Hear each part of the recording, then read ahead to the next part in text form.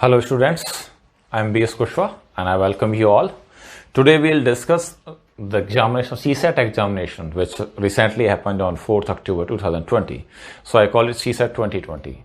Basically, when I look forward, look about that CSAT examinations, that it was really a 2020 examinations because the maths questions were also there, means a good level of maths questions, and there was reasoning, very less reasoning questions are there, and you know that this time 4 and 5 questions were from DS part, means data sufficiency part, asked by the CSAT UPSC, right? And in UPSC in CSAT examination, mostly the trend follows is what 50 questions around from mathematics, reasoning, general mental ability, decision making, and all about that, and 30 questions were around from comprehension part, right?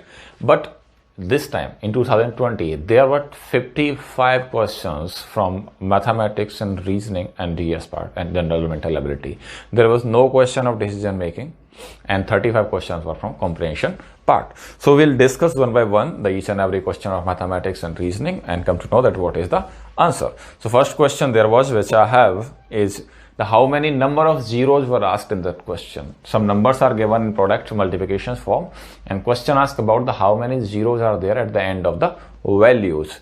So as we are continue with our mathematics for CSAT 2021, so the topic which I have read you, that this was the main topic. I told you that in number system you need to focus on that one. So this is the question from our part, and the values are 1 into 5 into 10, 10 into 15, 20, 25, 30, 15, 20, 25, 30 into 35, 40, 45, 50, 55 into 35, 40, 45, 50, 55 and 60. Question is asking about the number of zeros, right? So I told you that number of zeros are as many zeros you can see, count those, right? 10, 1 0. 20 is what? 2 into 10, right? 30 is what? 3 into 10. Clear? This 40 is what? 4 into 10. And this 50 is what? 5 into 10. Clear? And this 60 is what? 6 into 10. So I can say that there are how many 10? 1 into second into third into fourth, fifth and sixth. 3 and also there. Right? So I can say that by these 6 I can get 6 zeros. Right? Other form of creating zero is what? 2 cross 5. 2 into 5 gives you 1 0. That means you need to find out the power of 2 and power of 5. So first time I'm counting the power of 2, right? Don't count 10 again because 10 is already counted here. So this is the first power of 2.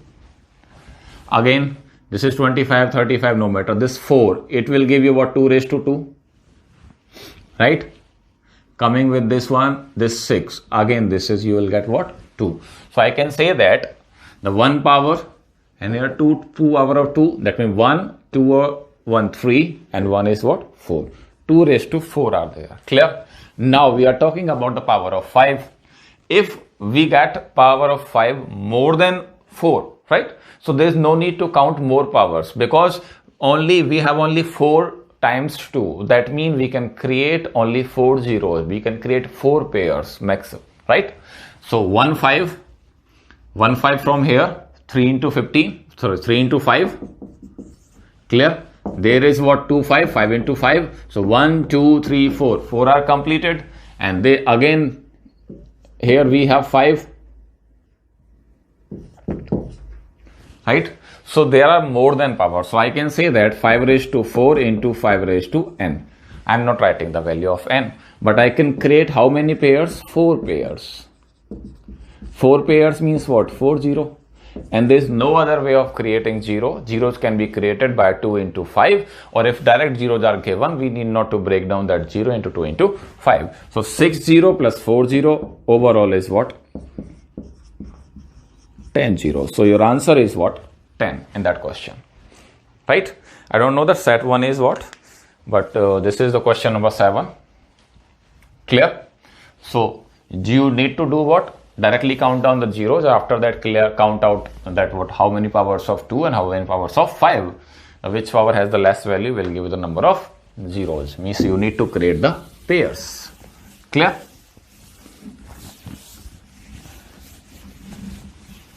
Coming for the next question. Next question says that if x, y, z be a 3-digit number where x plus y plus z is not a multiple of 3. Question is saying that x, y, z is a 3-digit number, right? And again saying that where means x plus y plus z is not divisible by 3 or multiple of 3. Same thing. If it is not divisible by 3, that means it is not the multiple of 3. Now after that, question is saying that x, y, z plus y, z, x plus z, x, y, right? The sum of these three is not divisible by. This value is not divisible by. And this is the question. Options are provided, no matter. So this is what the 3-digit number, right? 3-digit number, how we write this? I am writing it this way. We can say that 100x plus 10y plus 1 dot z. This is the writing way. Unit, tenth and what? 100 place. Right तो हम क्या लिखेंगे कि ये अपना unit place पे है तो 1 से मल्टीप्लाई, 10th प्लेस पे है तो 10 से मल्टीप्लाई और 100 प्लेस पे है तो 100 से multiply. X y z, y z x would be what? 100y 10z plus 1x, यही होगा. अगला क्या होगा? Z x y would be what? 100z plus 10x plus 1 dot y. Clear? Now question saying that addition of these three, that means 1 plus 2 plus 3. So I'm adding. In this 100 is common. So this become x plus y plus z. Right? If this is what? Or I can directly use that. Thus 10 is common. X plus y plus z. Plus 1 is common. That means x plus y plus z. Clear? Out of these three terms, this one and this one, अगर मैं इन तीनों की बात करूं तो x plus y plus z क्या है? कॉमन है. तो 100 यहां से, 10 यहां से और 1 यहां से.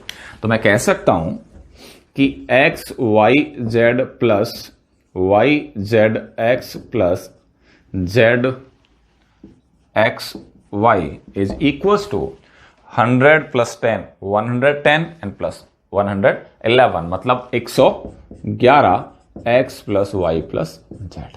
क्लियर? नाउ क्वेश्चंस ने कहा है कि that x plus y plus z is not multiple of 3, मतलब ये वैल्यू तो 3 का मल्टीपल है ही नहीं, मतलब इसमें 3 का भाग लग ही नहीं सकता. बट ये जो 111 है ये तो 3 का मल्टीपल है. क्लियर है? अब क्वेश्चन क्या कहता है? Options are given 3, 9, 37 and x plus y plus z. Options are 3, 9, 37 and x plus y plus z. तो समझो x plus y plus z का भाग देंगे तो ये कट जाएगा, तो फुली डिविजिबल है. Question is asking about not divisible. 3 का भाग देंगे तो 111 कट जाएगा, तो ये पूरा भाग चला जाएगा. 37 का भाग देंगे तो भी 111 कट जाएगा, तो पूरा भाग चला जाएगा. Then answer is what? 9. और हाउ, दूसरा तरीका क्या हो सकता है? ये तो 3 है, 9 से डिवाइड होने के लिए ऊपर 9 बनना जरूरी है. To divide from 9, there should be 9 in numerator, right? लेकिन यहां कितना बनेगा? केवल 3, और ये 3 का मल्टीपल है नहीं, तो दूसरा 3 नहीं मिल पाएगा, तो 9 बनेगा नहीं. तो आंसर क्या होगा आपका? 9 इज योर आंसर. क्लियर? तो किससे डिविजिबल नहीं होगा? ये 9 से नहीं होगा. Done?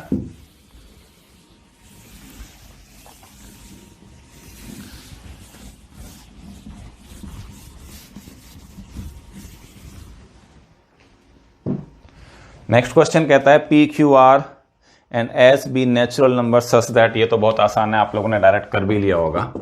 P Q R and S are natural number such that, क्या दिया हुआ है कि P minus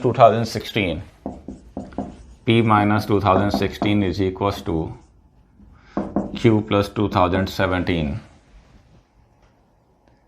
equals to R minus 2018 is equals to S plus 2019, and question asking about the largest number is what? Simple सा फंडा समझो, P एक value है, उसमें से 2016 माइनस हो रहा है, तब वो Q में कुछ जोड़ने के बाद मिलेगा, तो इसका मतलब P बड़ा है, Q छोटा है। क्योंकि क्यों है छोटा कि P एक नंबर उसमें से कुछ कम कर रहा हूं, उसके बावजूद भी Q तक नहीं पहुंच रहा, उसको बराबर बनाने के लिए Q में कुछ जोड़ना पड़ रहा है, मतलब Q सच में बहुत छोटा है। अगर मैं इसको इधर ले जाऊं, माइनस कर दूं, दोनों का अंतर कितना है 2016 और 2017, मतलब 4033 का अंतर है P और Q के बीच में। अब बात करते हैं, तो ये तो और भी छोटा हो गया, एस में 2019 जोड़ूंगा तब भी पी तक नहीं पहुंच पा रहा। तो वैल्यू की जो बात करेंगे, लार्जेस्ट के लिए जो कंपैरिजन होगा वो इन दोनों में होगा कि इन दोनों में से बड़ा कौन है।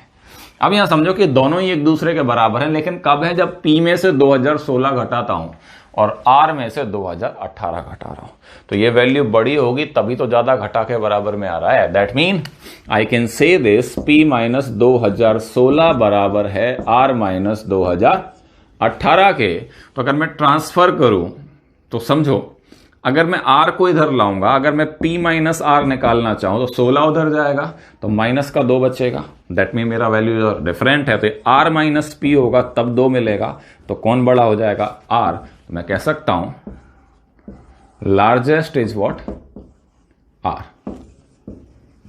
काय को है, समझ में आ गया, वाई सबसे बड़ा होगा उसी में से ज्यादा घटाना पड़ रहा है, तभी तो बराबर है। That mean this number is what, maximum value. Clear. अगला देखो,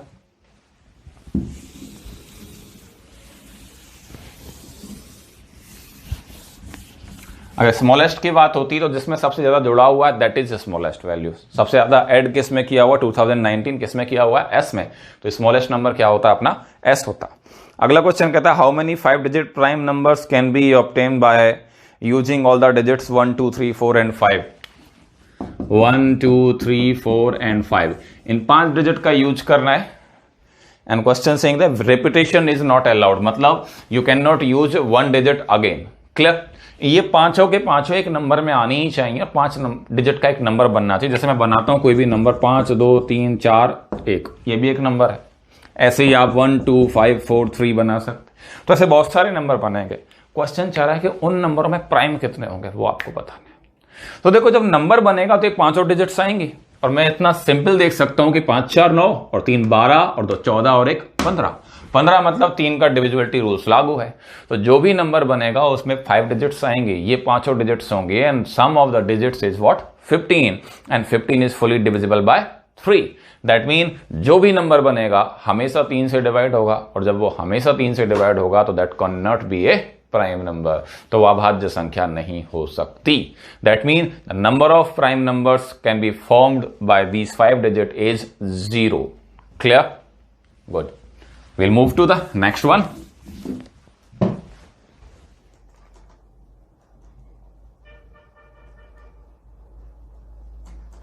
नेक्स्ट क्वेश्चन अच्छा है, आपका जनरल मेंटल एबिलिटी है। बेसिकली हम इसे रीजनिंग नहीं कहते, मोस्टली लोग इसे रीजनिंग में काउंट कर लेते हैं। इसमें क्या आपको कुछ सिंबल्स दिए हुए हैं, means in place of digit एक सिंबल दे दिया है। मैं उस सिंबल को स्टार मान लेता हूं। ये कह रहा है जी star plus 1 star plus 5 star plus double star and star 1, double star plus star 1 is equals to 1 double star. Right now question saying that what is the value in place of star. Star की जगह पे आएगा क्या, options हैं आपके यहां पर 2 3 4 and 5। वैसे रिक्वायरमेंट नहीं है, फिर भी मैं लिख देता हूं आपके लिए देखो, दो फंडे बताता हूं। पहला फंडा तो ये थी, मुझे नहीं पता क्या आएगा, but I have so much of time. मेरा पर्पज सिर्फ इतना है कि जैसे भी करके क्वालिफाई हो जाए। मेरे पास बहुत टाइम है, 3 घंटे का पेपर है। तो मैं क्या करता हूं, पहली बार इसकी जगह पे 2 रख के देख लूंगा, आ जाए तो बहुत अच्छा है। 3 रख के देख लूंगा, लेकिन याद रखना अगर आप यहां 2 रखोगे तो 122 आना चाहिए, इस बात का खास ध्यान रखना। मतलब आपको करना क्या, सारे स्टार की जगह पे 2 रख दो, फिर उसे चेक कर लो, अगर टोटल इसके बराबर आ जाए तो सही है, नहीं आया तो गलत है। नहीं आता अगली बार 3 रख लेना, फिर 4 रख लेना है, 5 रख लेना। इस तरह से आप चल सकते हैं। मैं कहता हूं दूसरा तरीका अपन लेके चलते हैं, ठीक है। दूसरा तरीका क्या कहता है, मैं यूनिट प्लेस को ऐड करूंगा, स्टार स्टार स्टार स्टार, 4 बार स्टार है और उसके बाद आ रहा है 1। तो मैं कह सकता हूं कि स्टार का 4 गुना, 4 बार स्टार जोड़ना है, मतलब 4 का स्टार इंटू 4 अगर करें और उसमें 1 जोड़ दें तो जो भी नंबर मिलेगा उसकी यूनिट डिजिट स्टार ही होनी चाहिए। तो इसका मतलब यह है कि स्टार का जब 4 गुना किया जाए तो वो खुद से 1 कम यूनिट डिजिट मिले। तो मैं रखता हूं जी, 2 रखा तो 4 दूनी 8 और 1 9, नहीं मैं छोड़ा। 3 रख तो 4 तो 12 और 1 13, तो यहां 3 रखा तो यहां भी वैल्यू कितनी आ रही है यूनिट पे, 3 आ रही है। मतलब 4 into 3 plus 1 is equal to 13। तो स्टार से स्टार मैच हुआ, that mean the value of star is 3। Clear? आप चाहें तो आगे चेक कर सकते हैं। इस सब को जोड़ोगे तो 4 या 12 13 का 3 आ जाएगा, हासिल आपकी लग जाएगी 1। 1 को जोड़ते तो ये तो जरूरी नहीं, 1 और 1 2, 5 और 2 7, 7 और 3 10 और 10 और 3 13। आंसर मैच है 133। That mean the in place of star और symbol whatever is provided in the examination is equal to 3। Common sense के ऊपर चलते हैं। क्वेश्चंस, ज्यादा क्वेश्चंस आपके बेसिक पे है नहीं कि आपको प्रॉपरली यूज करना पड़े, just simple go with the flow, हमेशा से कहता है, right. Talking about the next question, if you have 2 straight sticks of length 7.5 feet and 3.25 feet. Question कह रहा है कि 7.5 फीट और एक 3.25 फीट की 2 स्टिक्स हैं। What is the minimum possible length I can measure by with the help of these 3। Minimum करना है तो टुकड़े करने पड़ेंगे, लेकिन स्टिक को तो काट नहीं सकता। दैट मीन एचसीएफ ले लो दोनों का, 7.5 का और 3.25 का। द एचसीएफ इज 0.25 फीट,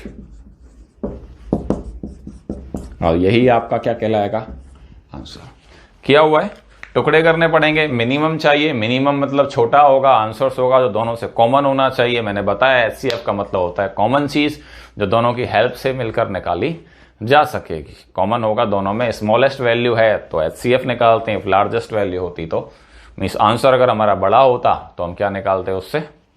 अगर आप ऐसे भी नहीं जा सकते तो सिंपल वे में चल सकते हो। मैं कहता हूं इसका डबल कर लें तो ये 6.5 देगा, ये 7.5 है, मतलब 1 मीटर नाप 1 फीट नाप सकता हूं। मैंने देखा कि 2 करते ही 1 फीट हो गया है, तो मैं इसको 4-5 बार करके देखूंगा तो आप अपने आप किस पे पहुंच जाओगे, 0.25 पे। क्लियर? बाकी बेस्ट वे क्या है, सिंपल सा है, एचसीएफ लेना है, राइट। नेक्स्ट क्वेश्चन की बात करें तो एक सीरीज दी हुई है आपको यहां पर। मैं पहले उस सीरीज को लिख लेता हूं, फिर मैं आपको क्वेश्चंस को रीड आउट करके बताता हूं। सीरीज आपकी है 14, 18, 20, 24, 14, 18, 20, 24, 30, 32 एंड क्वेश्चन मार्क, राइट। अगर आपने सवाल नहीं पढ़ा तो आप जो भी आंसर्स निकालेंगे वो ऑप्शंस में आपको नहीं मिलेंगे। क्लियर? बिकॉज आप इसमें एक सीरीज लगाओगे और आपको दिक्कत होगी। क्वेश्चन क्या कहता है, क्वेश्चन कहता है कि इस simple mathematical operation and each number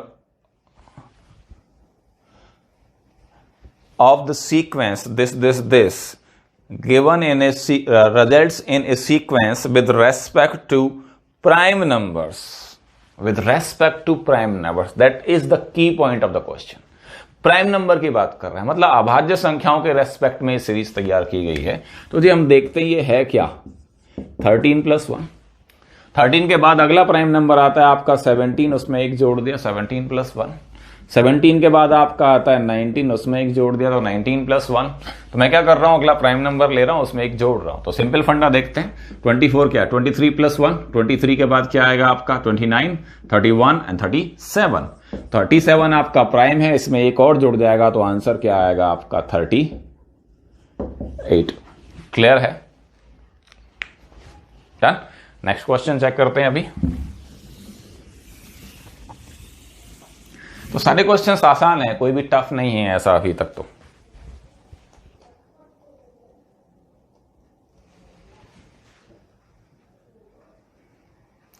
ये अच्छा है, ये कहता है कि 1 page is from a book whose pages are numbered in the natural manner starting from 1।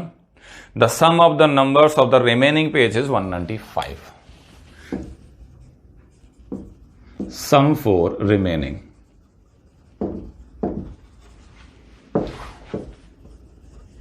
Pages is equal to 195।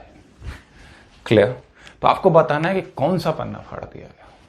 Options लिख दूं आप कहें तो आपके लिए क्या है, 5 6 7 8 9 10 11 12, 5 6 7 8 9 10 एंड 11 12।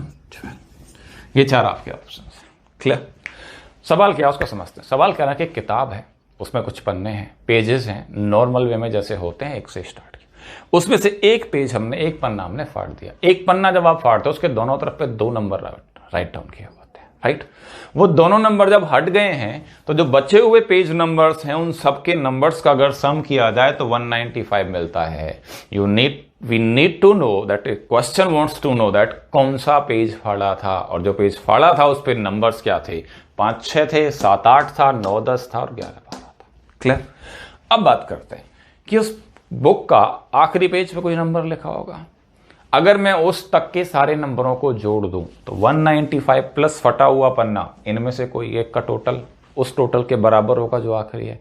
एक छोटा सा एग्जांपल लेता हूं, जैसे अगर 10 पेज की किताब है तो 10 पेजों का जो टोटल होगा वो होगा 45। लेकिन 45 कब होगा, जब दिया गया टोटल प्लस ये। लेकिन यहां टोटल कितना है, बचे हुए पेजेस का टोटल है 195, right. So what you need to do, assuming that minimum कितने पेज तो होने चाहिए, 195 है। अगर मैं 19 पेज की किताब मानूंगा, 19 पेज की अगर मैं किताब मान लेता हूं तो 190 टोटल होता विदाउट पेज ब्रेक। लेकिन ये तो पेज ब्रेक के बाद भी 195 है, तो 20 पेज की किताब मान लेता हूं। लेट टोटल पेजेस 20, तो सम क्या हो जाएगा आपका 20 इंटू 21/2 मीन्स 210। इससे बड़ा आना चाहिए क्योंकि ये तो फटने के बाद है पेज। तो आप देखो 195 में कोई 2 नंबरों का एडिशन करके क्या मैं 210 पर पहुंच सकता हूं। कितने की जरूरत पड़ेगी, 15 की, प्लस 15 होगा तब जाकर आपको कितना मिलेगा, 210 मिलेगा। तो क्या किसी 2 पेज का टोटल सब 15 है, ये तो 11 है, ये है 15, 7 and 8। That mean I can say that जो पेज फाड़ा गया उसके नंबर्स हैं 7 एंड 8 और टोटल बुक के पेज कितने हैं आपके, 20 पेज की बुक है, राइट है। सिंपल सा फंडा है। दूसरी चीज, ऑड नंबर्स में कभी पेज हो नहीं सकते बुक के। अगर 1 से स्टार्ट हुआ है तो उसके पीछे 2 मतलब इवन नंबर तो आएगा ही आएगा। ये भी सिंपल सा फंडा है।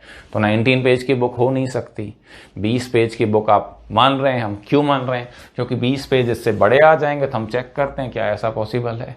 अगर नहीं होता तो हम आगे 21 पेज पे भी जा सकते थे। 21 पेज पे अगर आप इस कंडीशन में जाएंगे तो कंडीशन बहुत बड़ी हो जाएगी, और बहुत बड़ी हो जाएगी तो फिर उतना तो सम आप बना भी नहीं सकते क्योंकि पेज ही नहीं दिए हैं, right. So will move forward. पहले इसको हटा देते हैं। अपने हाफ एन आवर के कुछ पार्ट्स बनेंगे इसमें, राइट। तो हम सारे क्वेश्चंस डिस्कस करेंगे। नेक्स्ट क्वेश्चन की बात करते हैं।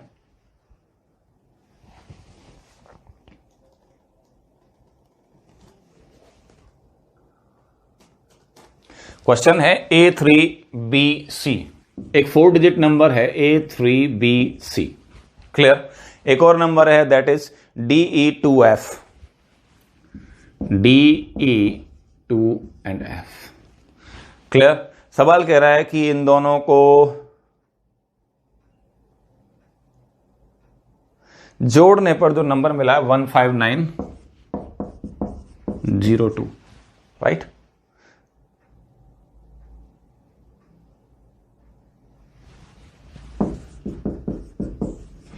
राइट, क्वेश्चन कह रहा है कि ये जो लेटर्स हैं ये ग्रेटर देन 3 को रिप्रेजेंट करते हैं। राइट, इन दोनों को ऐड करने पर मुझे 15902 मिल रहा है। तो ए और डी का डिफरेंस क्या है? माइनस मैंने लगा दिया, basically question asking about the difference, means larger minus the smaller one. Clear? तो हम चेक करते हैं, सी और एफ दो नंबर्स का टोटल कितना आना चाहिए? 2। पॉसिबल नहीं है क्योंकि नंबर्स कितने से बड़ा होना चाहिए? 3 से। 3 तो हो नहीं सकता, तो मिनिमम 4 होगा। तो 2 कब आएगा? जब उसमें कुछ ऐड किया जाए। तो अगला 2 कहां मिलेगा आपको? 12 पर मिलेगा। क्लियर? तो यहां 12 का आना जरूरी है। यह बात कंफर्म है या नहीं है? क्लियर है? 12 का आना जरूरी है। तो मैं ये कह सकता हूं कि C प्लस F की जो वैल्यू है दैट इज इक्वल टू 12 है। राइट, अब अगर ये 12 के बराबर है तो C और F को 12 बनाने के कितने पॉसिबल केसेस हैं उसको हम समझते हैं। एक होगा 5 प्लस 7, कोई फर्क नहीं पड़ता कौन सा 7 है कौन सा 5 है, क्योंकि क्वेश्चन ने C और F की वैल्यू तो पूछी ही नहीं है। किसकी पूछी है? A और D की पूछी है। अगर C और F की वैल्यू पूछ लेगा तो दिक्कत खड़ी हो जाएगी, because we can not identify which one is 5 and which one is 7। एक तो ये हो सकता है और एक ये हो सकता है। 6 प्लस 6 नहीं हो सकता, because all digits are representing the different digits. Right, so 5 plus 7 हो सकता है या 4 प्लस 8 हो सकता है। ये दोनों केस हमने रख लिए, उसको चेक कर लें कौन सा होगा। तो मैं कहूंगा कि यहां 2 आया 12 में से, तो एक कैरी फॉरवर्ड हो गया। तो 1 प्लस 2 3 तो ऑलरेडी है। 3 में b जुड़ रहा है तो 0 आ रहा है। 0 किस में आता है? 10 में। दैट मीन द v की वैल्यू जो होगी वो कितनी होनी चाहिए? 7, तभी 10 आ सकता है। ये 10 आएगा तो 0 यहां हो गई, यहां एक कैरी फॉरवर्ड हो गया। तो ये कितना हो गया? 3 और 1 4। इसको 4 बनाने के लिए e की, ये 4 है और ये 9 है, तो e की वैल्यू 19 तो बना नहीं सकती क्योंकि 15 आ नहीं सकता, तो केवल क्या आ सकता है? 5। तो मैं कह सकता हूं कि e की जगह पर क्या आएगा जी? 5। तो 5 और 4 9। दैट मीन a और d का जो सम है वो कितना होना चाहिए? 15। क्योंकि यहां से कुछ कैरी फॉरवर्ड नहीं है तो मैंने लिखा कि a प्लस डी की जो वैल्यू है वो 15 होगी। ये बात क्लियर है? अब बात करते हैं 15 किस पे आता है? 15 आता है 9 प्लस 6 पे। इसके अलावा तो कोई पॉसिबल केस ही नहीं है 15 के लिए। पहली बात क्लियर, और कहीं 15 आ ही नहीं सकता। अब बात करते हैं हम C और F के बारे में। तो E की वैल्यू 5 ही हो सकती है, तो C और F के लिए ये वाला केस खत्म हो जाएगा। और C और F की वैल्यू कितनी हो सकती है? 4 एंड 8। तो आप चेक कर सकते हैं 4 भी हो गया, 5 भी हो गया, 6 भी हो गया, 7 हो गया, 8 हो गया, 9 हो गया। तो A और D का जो वैल्यू है वो आया 9 एंड 6। तो डिफरेंस क्या होगा? 9 माइनस 6 इज इक्वल टू 3। तो आपका आंसर कितना होगा? 3। क्लियर हुआ? यूनिट के प्लेस के हिसाब से हम इसमें आगे बढ़ते चलते हैं। क्लियर?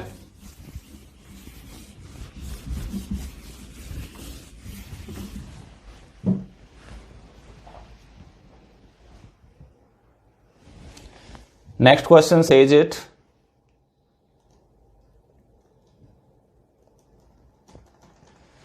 डीएस का क्वेश्चन है। ये कहता है कि 2 स्टेटमेंट्स दिए हुए हैं आपको, S1 and S2 are given, you need to find out which one is sufficient to give the answers. S1 कहता है there are not more than 2 figures on any page of 51 pages book.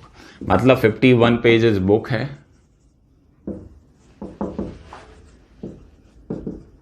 Not more than 2 figure. Right, ये statement 1 कहता है। Statement 2 जो है वो कहता है there is at least 1 figure on every pages. At least 1 figure on every pages. Right, ये 2 statements आपको दिया। क्वेश्चन जो है वो ये कहता है हाउ मेनी फिगर्स आर, नहीं not how many, are there more than 100 figures in the book?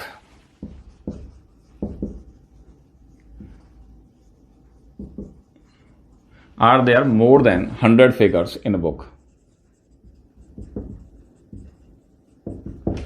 तो ये सवाल है, मतलब सवाल चाह रहा है कि आप ये बताओ इन दोनों का यूज करके या सिंगल से आपको क्या इस सवाल का जवाब मिल सकता है। क्या किताब में 100 से ज्यादा पिक्चर हैं? अगर मैं पहले वाले की बात करूं तो पहला वाला कहता है कि पहली चीज तो किताब में 51 पेज हैं और किसी पेज पे 2 से ज्यादा नहीं है, तो मैं कह सकता हूं अगर हर पेज पे 2 माने जाएं तो 102 बनेंगे, लेकिन जरूरी नहीं हर पेज पे 2 हो, क्योंकि क्वेश्चन लगा मैक्सिमम होगा। तो 51 पेज की बुक में मैक्सिमम 102 पिक्चर्स हो सकती हैं, मतलब मोर देन हो सकती हैं, not confirm, right. Talking about this one, ये कहता है एटलीस्ट एक तो हो गई होगी, मतलब हर पेज पे अगर एक मानू, मिनिमम पर भी अगर मैं जाता हूं तो 51 होंगी, मतलब हो सकती हैं। तो that mean if I merge both, either I cannot find out the answers perfectly that there are more than 100 or less than 100 or equal to 100, because कहीं भी ये डिफाइन नहीं किया गया है कि किस पेज पर कितनी बुक्स हैं। क्वेश्चन ऐसा पूछ लिया गया। हाँ, अगर 105 होता तो मैं कंफर्म कहता कि नहीं हो सकता। वाई? क्योंकि मैक्सिमम 102 हो सकता है, right. Answer is what? Both 1 and 2 are not sufficient to give the answers, right? Basic one question is given that consider the following data. In this data, average marks of English and average marks of Hindi are given.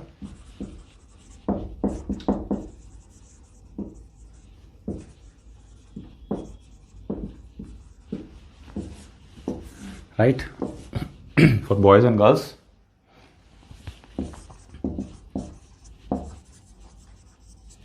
And total. Boys and girls numbers are given 8, 9, 8 and 8.8, and other data is what? 8, 7 and x, and question asking about the value of x.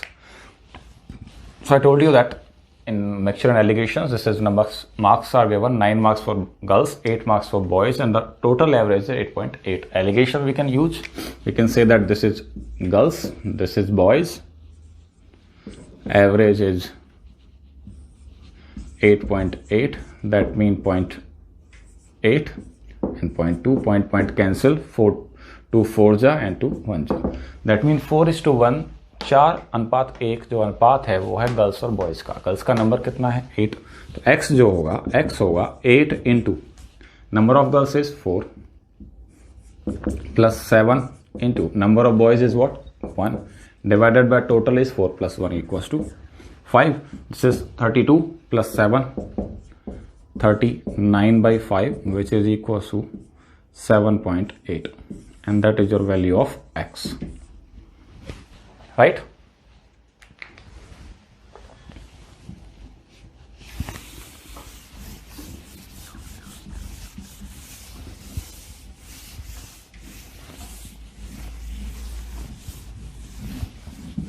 Moving to the next one. Next one says, yeah, a blood relation family tree question is there. It says that this family consists of P, Q, R, S, T and U. P, Q, R, S, T and U are the members. 3 male, 3 female, 2 married and 2 siblings, unmarried, right? This was the information given, and extra information is what? U is P's daughter. U is daughter means what? Female. Whose daughter? P. We don't know the gender of P again.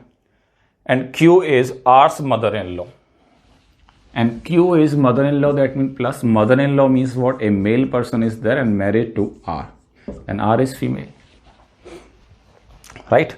Again says that T is an unmarried male and S is a male. T is unmarried male, that means 2 siblings, who are 2 siblings, one is T, who is what? Male, and what? S is also male, and S is all male. Clear? Now 2 married couples, that means 2 generations, right? Question says that there are 3 generations, that means third siblings are what? Granddaughters, right? So I can say that this is the couple and Q is male and it is married to the female. Now we know that U is the daughter of P. U is daughter of P. If we take U as his wife, then U would be, P as his wife, then U would be there and there would be two siblings, but both are married. So what we'll say that the P is this one, and this has the daughter U. T is what? Unmarried, that means they are siblings. Q is married to, mother-in-law. Q was the mother-in-law, that means minus, and S is married to this one, and this is what? Male. So according to this one, S is what? The grandfather of T and U. Q is what? The grandmother, Dadi, and P and R what? Husband, wife, father and mother. Now question asks about which one is the following is correct. R is U's husband. No. There's no relation between R and R, husband relation. R is S wife. No. R is not wife of S. Right? And the other says that third one, S is unmarried. No. S is married to Q. And fourth one is none of the above. That means your answer is none of the above for the diagram.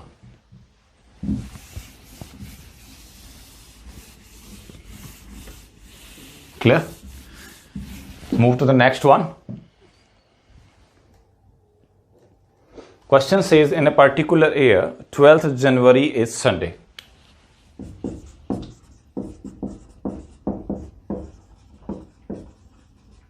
January is Sunday. Now, according to the given options, which one is right? And options are given on the basis of 15th July, 12th July. Right? Means two options are there. Four options are there. Both 2 on 15th July and 2 on 12th July. Right? First option says that 15th July is a Sunday if the year is a leap year. 15th July is not Sunday if year is not a leap year, and 12th July is Sunday and all that. So what we need to do, हम क्या करते हैं 12 जुलाई और 15 जुलाई का वार निकाल देते हैं. तो समझो जरा, मैं यहाँ जनवरी से 12 जुलाई तक जाना चाहता हूँ सेम ईयर में. राइट? 15 के लिए क्या करना पड़ेगा? 3 एक्स्ट्रा आ जाएंगे. तो यहां से जनवरी से जुलाई तक जब मैं जाता हूं तो मैं कहता हूं जी जनवरी प्लस फरवरी प्लस मार्च प्लस अप्रैल प्लस मई और प्लस जून. ये रहेगा. ये 12 दिन उठाकर यहां रख दिए. जनवरी में दिन होते हैं 31. फरवरी को मैं अभी नॉन लीप लेके चल रहा हूं तो मैं 28 ले रहा हूं. लीप होगी तो हम उसमें एक जोड़ लेंगे उसके अकॉर्डिंग. राइट? मार्च का होता है 31, अप्रैल 30, मई 31 और जून इज व्हाट 30. ये दिन होंगे. अकॉर्डिंग टू कैलेंडर इन सबको 7 से डिवाइड करना होता है ताकि मैं रिमाइंडर्स निकाल सकूं. रिमाइंडर के अकॉर्डिंग ही डेज ऐड हो जाते हैं. तो ये पूरा डिविजिबल हो गया. यहां से 3 आएगा, ये 3 देगा, ये 2 देगा, ये 3 देगा और ये 2 देगा. 4 और 3 7 फिर से कट जाएगा. 3 और 3 6 बचेगा. राइट? अब 6 बचेगा. दैट मीन्स संडे में 6 दिन ऐड हो जाएंगे. तो मैं कह सकता हूं कि 12 जुलाई को सैटरडे होगा if it is non leap year. अगर लीप हुआ तो 28 की जगह 29 होगा. मतलब एक और बढ़ जाएगा. तो 6 और 1 क्या हो जाएगा? 7. तो मैं कह सकता हूं कि 12 जुलाई को संडे होगा इफ ईयर जो है वो लीप ईयर है. तो अब इसके ऑप्शंस पढ़ते हैं. पहला ऑप्शन कहता है 15 July is Sunday if the year is a leap year. जब 12 जुलाई को सैटरडे या संडे होगा तो 15 को तो कभी संडे हो ही नहीं सकता. तो पहला ऑप्शन गलत हो गया. दूसरा कह रहा है 15 July is a Sunday if a year is not a leap year. Again possible ही नहीं है. दोनों केस हमने चेक कर लिए हैं. थर्ड ऑप्शन कहता है 12 July is Sunday if year is a leap year. Right? जब हम नॉन लीप ईयर ले रहे हैं तो 12 जुलाई सैटरडे मिल रहा है. अगर लीप लेंगे तो +1 और हो जाएगा तो 7 हो जाएगा. दैट मीन्स संडे से Sunday. That means C is my answer. Means 12th July is Sunday if year is leap year. Right? That is my answer. ये जो भी आपका ऑप्शन दिया हो आपके क्वेश्चन पेपर में, that is my answer. Clear? Will move forward to next one.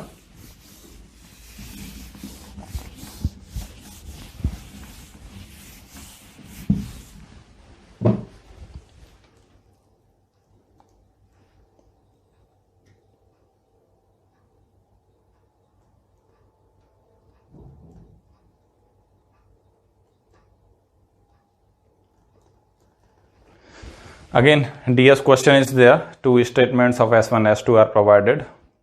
With regards to the 4 numbers, P, Q, R and S follows by the question.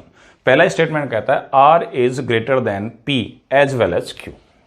That means R is greater than P and as well as Q. That means R is greater than Q. Right? ये first statement कहता है. Second statement जो है वो कहता है S is not the greatest one. S is not greatest one. Total है मेरे पास P, Q, R and S 4 हैं. इनके अकॉर्डिंग मैं देखता हूं कि ग्रेटर देन की बात करते हैं तो R P से भी बड़ा है और Q से भी बड़ा है. S ग्रेटेस्ट नहीं है तो R जो है वो S से भी बड़ा होगा, क्योंकि S can not be greater than R, because अगर ऐसा हुआ तो R सबसे बड़ा हो जाएगा. तो इस केस में सबसे बड़ा कौन है? R. स्मॉलर की बात करें तो मैं बता नहीं सकता कौन सा स्मॉलर होगा, P होगा, Q होगा या S होगा. And question asking about which one is the largest. So what I can say, according to along this condition, I can only, मैं सिर्फ इन दो के बारे में बता सकता हूं कि R जो है P और Q से तो बड़ा है, लेकिन S के बारे में कोई इंफॉर्मेशन. अगर मैं केवल दो का यूज करता हूं तो केवल S की इंफॉर्मेशन है कि S जो है सबसे बड़ा नहीं है, उससे मुझे कहीं भी ये पता नहीं लगता कि सबसे बड़ा कौन है. But if I merge these two, I can say that R is the greater one. That mean both 1 and 2 are required and alone neither 1 nor 2 alone is sufficient. Both 1 and 2 are required. Clear? So this is your answer.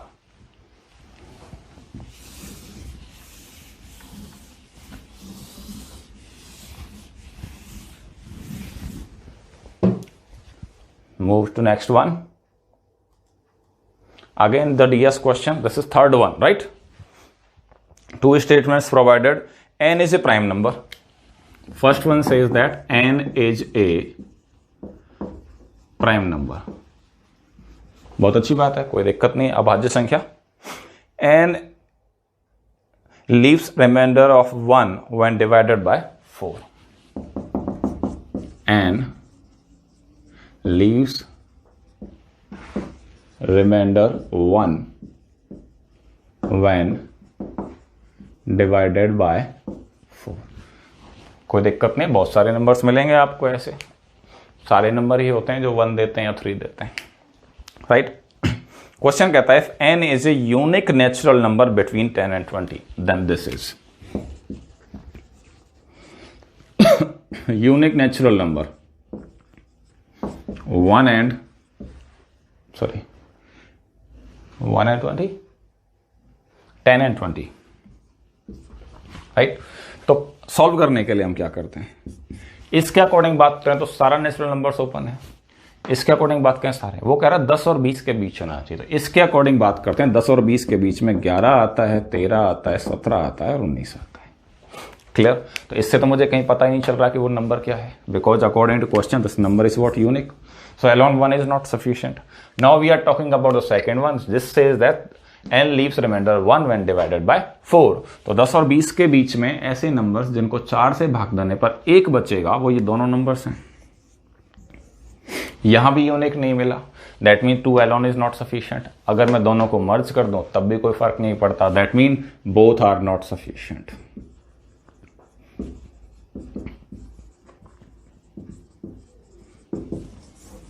That is your answer. Clear? We'll move to next.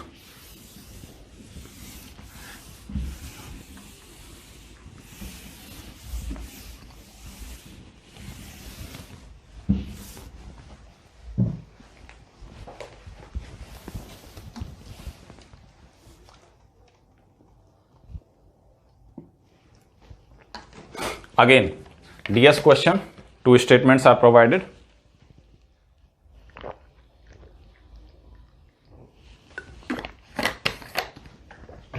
Right? First statement says that there is product, two numbers are there, the product is 21. First says that product is 21.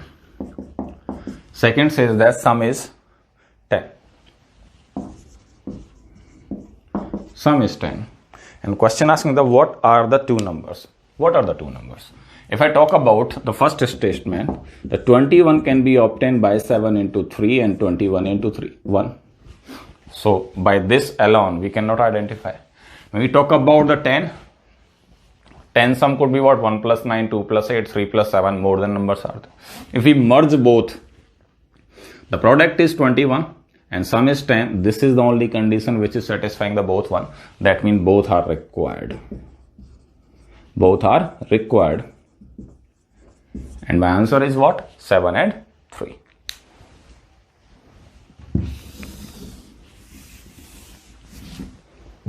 Clear? Next question.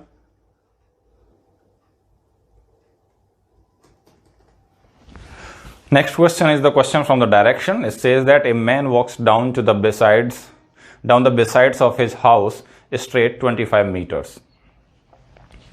Then turn to the right and walks 50 meters again, and then he turns towards left and again 25 meters. If the house face is the east, this is the most important. Assume that this is the house and this is the house face, east direction. Right? Man is walking downside.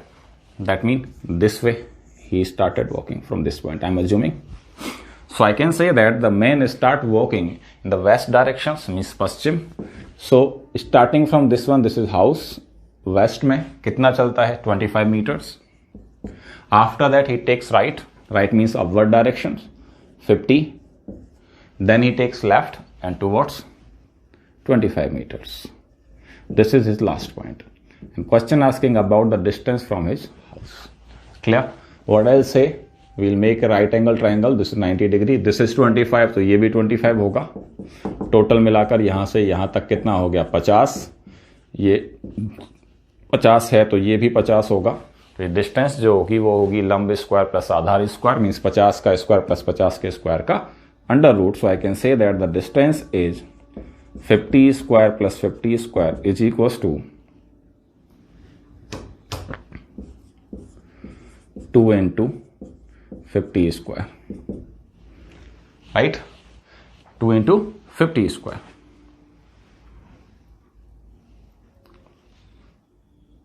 No, question is not asking the distance. Question asking the which direction he is. If the house faces to the east, what is his direction from the starting point? Starting point is this one, then his direction is this one. This direction means what? Which one is this? This is north, this is west. That means we can say that the direction is northwest. Answer is your northwest. Right? If you need to find out this one, you can solve it this way. 25 is carry forward, 2 square is also that. That means 50 root 2 is the distance. But the direction is what? Northwest, Uttar Paschim. Coming to the next question. Again, DS question is there. Sorry, this is conclusion. Statement conclusions are there. 2 statements are there. पहला कहता है all numbers are divisible by 2. Very good.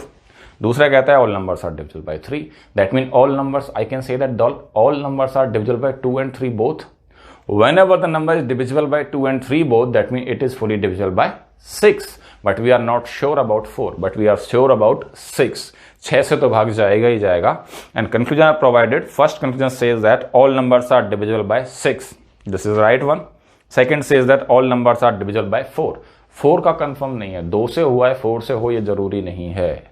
But 2 और 3 दोनों से होगा तो 6 से पक्का होगा. That is compulsory. यही 6 का नियम है. Divisibility rule of 6. Again taught in my classes. So the answer is what? Only conclusion 1 is right. Divisible by 6. Moving to the next one. Again, statement and conclusions are there. First statement says that all cats are dog. All cats are dog. And second says that all cats are black. All cats are black. So I can say that this cat is common and both are starting with all. That means some dogs are black. Conclusion is what? Some dogs are black. Now checking out the conclusion. पहला conclusion कहता है all dogs are black. Wrong, because I am saying that some dogs are black, not all. अगर diagram बनाने की बात की जाए तो कुछ ऐसा बनेगा. Cat, dog and all cats are black means what? This one. तो some dogs are black आएगा. Right? सेकंड कहता है some dogs are not black. लेकिन आप इसको फॉलो नहीं कर सकते. दूसरे कंक्लूजन के लिए आप डायग्राम बनाना चाहें तो आपको ऐसा बनाना पड़ेगा. कैट, डॉग एंड ये कह सकता हूं मैं ब्लैक। ये भी एक पॉसिबिलिटीज है। तो both conclusions are wrong, so answer is what, both conclusions are wrong, neither one nor two follows, right. इसलिए नंबरिंग बेटर है। नंबरिंग के लिए हम क्या करते हैं, यहां 100 होगा, that is 50, that is 100, that is 50, common has 100, that means 50 is the remaining. That means some dogs are black or some blacks are dark.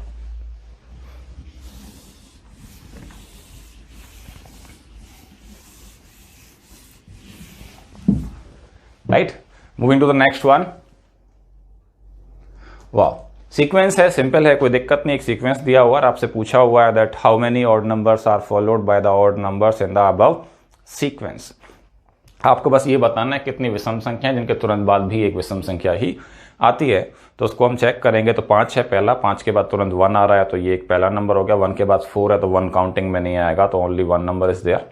दूसरा नंबर है 7, 7 के बाद 3 है, लेकिन 3 के बाद फिर से 9 है, तो 7 एंड 3 बोथ काउंट होंगे, तो 3 हो जाएंगे। फिर आता है 5 के बाद 7, तो आप इसे चेक कर लेंगे आराम से, कोई दिक्कत नहीं है, ठीक है। इसका आंसर मैं आपको बता देता हूं कितना होगा। 5 हो गया, 1 2 3 4 5 6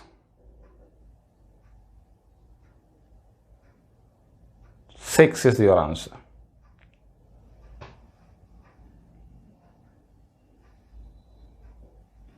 right? So 6 is the answer of this one. Moving to the next question. जो आप आराम से कर लेंगे उन्हें हम खास डिस्कस नहीं करेंगे। अगला क्वेश्चन है रैंकिंग से। ये कहता है कि A is 16 from the left. ये लेफ्ट हैंड है, यहां से यहां पर A है, उसकी वैल्यू है 16th, राइट। फिर कह रहा है कि V is 18th from the right. ये राइट हैंड है, V मैंने माना यहां पर है, ये 18th पोजीशन पे है यहां से, राइट। उसके बाद कहता है कि G is 11th from A towards the right. G जो है वो राइट, A के राइट में, मतलब इधर की तरफ है। कहां पर है, 11th पोजीशन पे G, जो कि V के लेफ्ट में थर्ड है, तो 1 2 3 यहां पर बैठा हुआ है G। क्लियर, क्वेश्चन में कहा हुआ है। तो सवाल करे टोटल कितने हैं, तो देखो 16 में 11 जुड़ जाएगा, तो G की पोजीशन अगर मैं यहां से लेना चाहूं, मैं ये कहता हूं कि G यहां है, तो ये 16 था प्लस 11 और हो गया, तो 27 हो गया। ये राइट से 18 था, तो उससे पहले क्या होगा, 17 16 और 15। तो अगर मैं यहां से लेना चाहूं तो ये होगी 15। एक ही पोजीशन पे दो लोग होते हैं, एक लेफ्ट से और एक राइट से, मतलब एक ही पोजीशन पे हैं, तो इन दोनों का टोटल -1 जो होता है वो मेरा टोटल होता है लाइन का। That mean total persons are 27 + 15 - 1। Answer आपका हो गया 41। तो कितने लोग हैं टोटल इस पंक्ति में, 41 व्यक्ति हो जाएंगे टोटल लाइन में। 41 persons are there. Clear.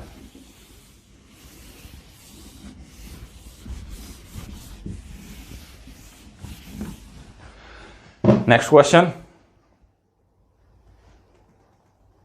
Again DS अच्छा है इस बार, that I told you that. 3 statements provided this time. Statement 1 says that C is younger than D but older than A and B. C is, first statement, C is younger than D but older than A and B. I can write in this way. Second जो आपका statement है वो क्या कहता है, second कहता है that D is the oldest. D is the oldest. जो भी कुछ होगा इसके नीचे होगा। Third statement says what, A is older than B and A is older than B. Clear, ये 3 स्टेटमेंट्स हैं। क्वेश्चन जो आपसे पूछा है वो पूछा है ABCD, among the ABCD who is the youngest. Now according to this condition, all 4 are there. I can directly say that D is the oldest. That means there is no use of the second statement.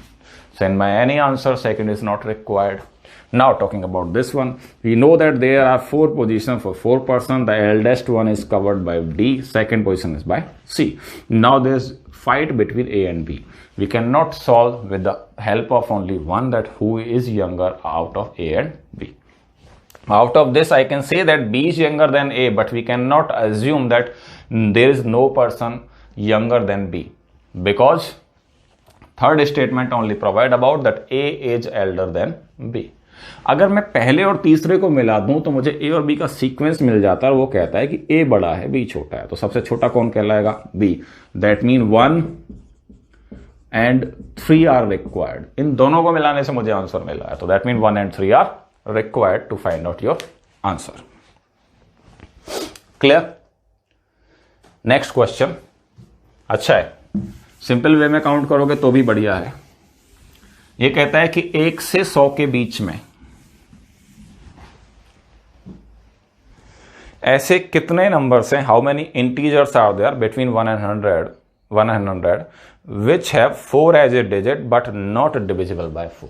ऐसे कितने number हैं जिनमें कम से कम एक digit पे 4 लिखा हो, right? लेकिन उनमें 4 का भाग नहीं जाना चाहिए. ठीक है, तो मैं सिंपल देखते हैं कि पहला नंबर होता है 04, यूनिट प्लेस पे आ सकता है या सेकंड 10th प्लेस पे आ सकता है. तो यूनिट प्लेस की बात करें तो 4 होता है, 14 होता है, 24 होता है, ऐसे 94 तक होंगे.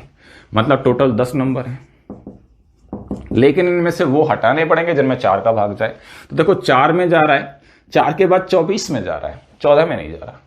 फिर उसके बाद अगर मैं बात करूंगा तो 34 में नहीं जाएगा लेकिन 44 में जाएगा.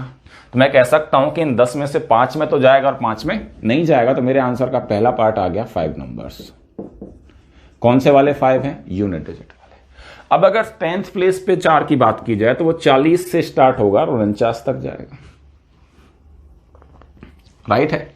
40 में तो भाग जाता है, 40 के बाद ना तो 41 में जाएगा, ना 42 में, ना 43 में, 44 में जाता है, तो 44 में जाएगा. उसके बाद किस में जाएगा भाग आपका? 48 में. 44, 48 और 40, ये 3 नंबर हट जाएंगे टोटल 10 में से. 49 तक, 40 से लेकर 49 तक 10 नंबर होते हैं. इन 10 नंबर में से 44 भी हट जाएगा, पैसे भी हटा सकते हो क्योंकि पहले काउंटिंग कर चुका हूं, भाग जा ही नहीं रहा है. 48 भी हट जाए क्योंकि इसमें भाग जाता है. तो 10 में से 3 हट जाएंगे तो बचेंगे कितने? 7 number with 10th digit, 10th place. तो टोटल कितने आ गए? 12 नंबर्स आर देयर. ऐसे 12 इंटीजर्स होंगे जिनमें 4 एक डिजिट के तौर पर होगा, लेकिन वो 4 से डिवाइड नहीं किए जा सकते. क्लियर? तो इसको तो सिंपल आप काउंट भी कर सकते हैं, कोई प्रॉब्लम नहीं है.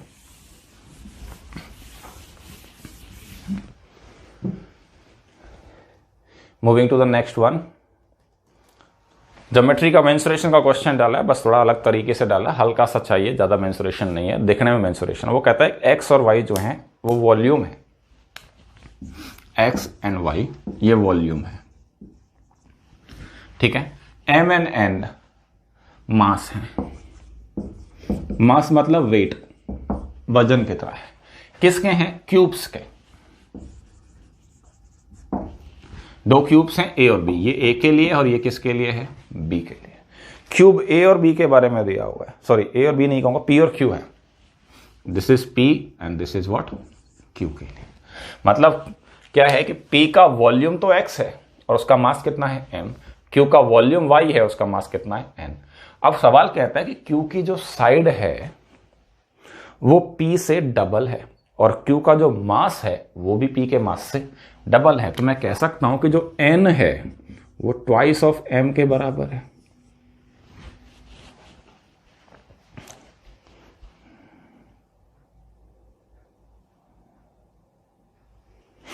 राइट? दूसरा, साइड अगर डबल है तो मैं कह सकता हूं कि अगर मैं कहता हूं कि पी की side, P side twice of P बराबर क्यू की साइड के है.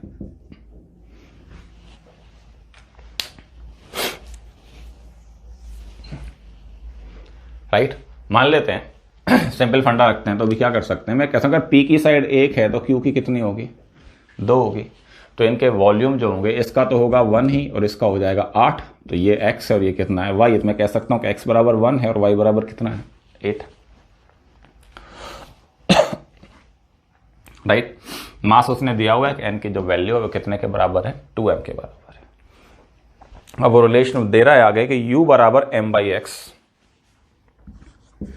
u की जो वैल्यू m बाई एक्स है और v बराबर n बाय y के। तो वैल्यू रख दें, तो u बराबर हो गया m और v बराबर होगा n बाई 8 y की वैल्यू। लेकिन यहां से मैं कह सकता हूं n जो है वो कितने के बराबर है, 2m के। तो u बराबर तो m है और v बराबर है 2m बाई 8। 2 से 8 कट गया 4 बार, तो m बराबर 2v। तो यहां से मुझे मिलेगा v बराबर m बराबर 4v। तो मैं कह सकता हूं यहां पे इस वैल्यू में अगर रख दिया जाए तो u बराबर 4v के, ये आपका आंसर होना चाहिए। ऑप्शन से आप चेक करोगे, u is equal to 4v is your relation. यहां से हमने m की वैल्यू निकाल दी, m की वैल्यू आ गई 4v, यहां उठा के रख देंगे तो u बराबर 4v हमें मिल जाएगा।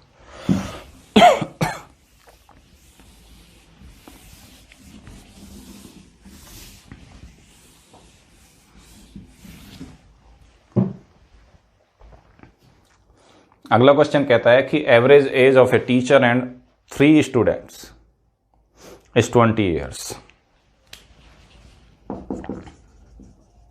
टीचर प्लस 3 स्टूडेंट, एवरेज का मतलब बाय 4 हो जाएगा, 3 इसका और 1 इसका, that is equal to 20 years. Clear. आगे वो कहता है if all the 3 students are the same age and the difference between the age of the teacher and the each student is 20 years। तो मैं कहता हूं कि स्टूडेंट की जो एज है वो x है, तो टीचर की कितनी होगी, x प्लस 20, और तीनों स्टूडेंट की सेम है तो रख देते हैं। तो x plus 20 plus 3x by 4 is equal to 20। 3 और x 4x और ये 20, तो यहां से आ जाएगा x plus 5 is equal to 20, then x is equal to 25। Sorry, x is equal to 50, right.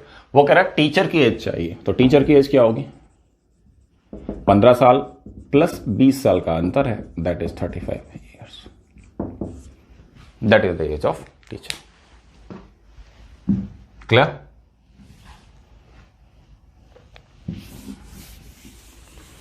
और डायरेक्ट करना चाहो तो भी कर सकते हो। 20 साल का अंतर है, उस 20 साल को वो बांट रहा है सब में, 5-5 हिस्से में आ रहा है। तो स्टूडेंट का 20 कर रहा है 5 देने के बाद, तो स्टूडेंट का कितनी रही होगी, 15। 15 में 20 जोड़ दो, वापस से कम चल जाएगा।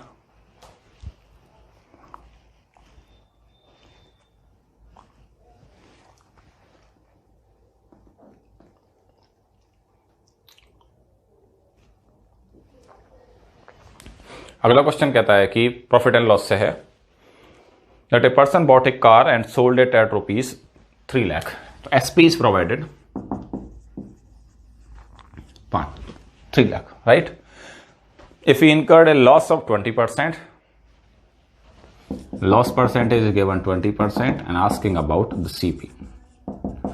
According to me, CP is always 100, loss is 20%, then SP become what, your 80. According to question, value of 80 is given 3 lakh. This is asking, no problem. So I can say that 100 is equals to x divided by 80 equals to 3 lakh. Then find out the value of x.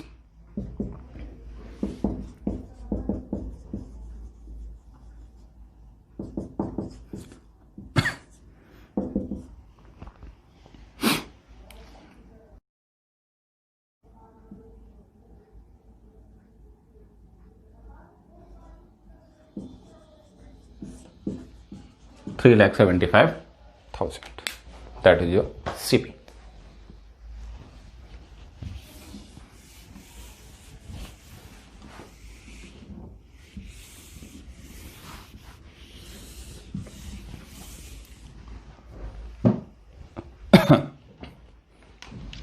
Talking to the next question.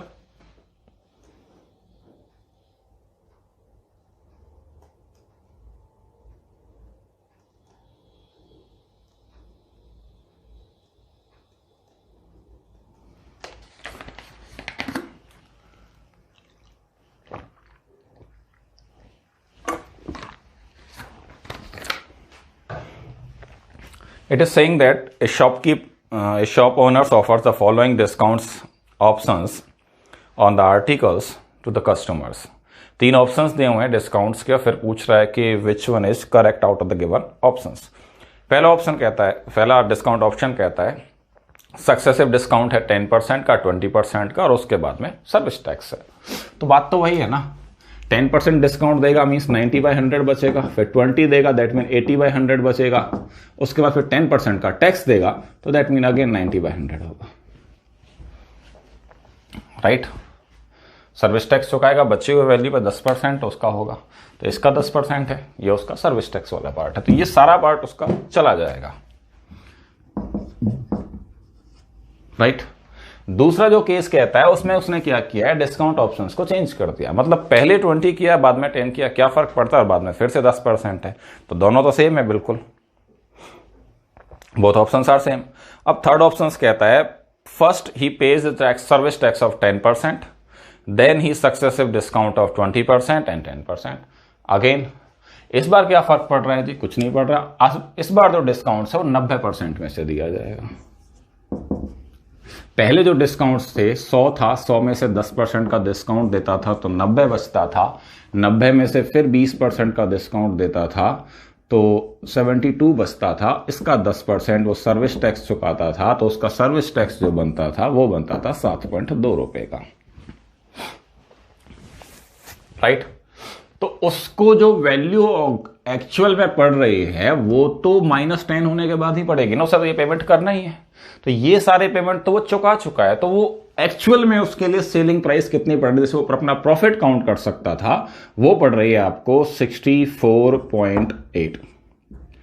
Right. तो इस चीज को मैं कह सकता हूं कि 100 में से 10 गया तो 90 बचा, 90 में से फिर 20 जाएगा तो 72 बचेगा, 72 में से 10 जाएगा तो 7.2 कम हो जाएगा 64.8. अब वो कह रहा है कि पहले 10 दे दिया टैक्स, तो 100 में से 10 दे दिया तो 90 बचा. अब 90 का 20% डिस्काउंट दे दिया तो 18 डिस्काउंट में चला गया तो 72 बचा, फिर से 10% का डिस्काउंट दिया 64.8 बचा. मतलब ऑल 3 ऑप्शंस आर सेम, मतलब तीनों जो कंडीशंस हैं वो सेम है, किसी में कोई एक्स्ट्रा बेनिफिट नहीं है, all 3 are same. So option are all the given options equally good for the customer. कोई फर्क नहीं पड़ता, कस्टमर को कोई भी दिक्कत नहीं होगी. ठीक है. नेक्स्ट क्वेश्चन की बात करते हैं हम. हाँ अच्छा, ये कहता है रीजनिंग का क्वेश्चन है कोडिंग में से.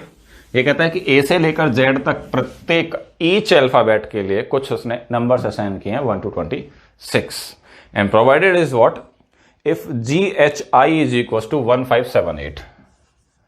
GHI is equal to 1578.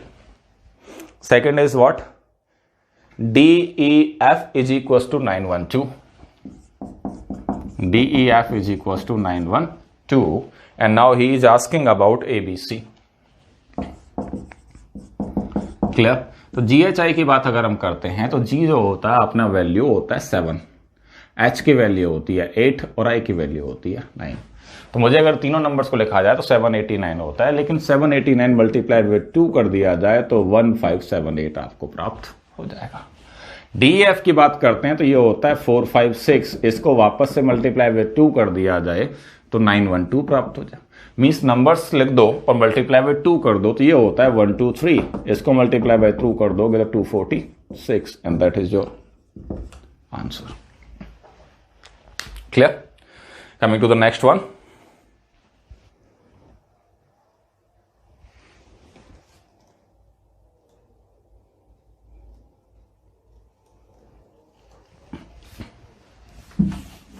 Again reasoning, coding, decoding. Missing terms की बात है इस बार. इसमें मिसिंग टर्म्स की बात कर रहा है और वो क्या कह रहा है कि ACPQ is to BESU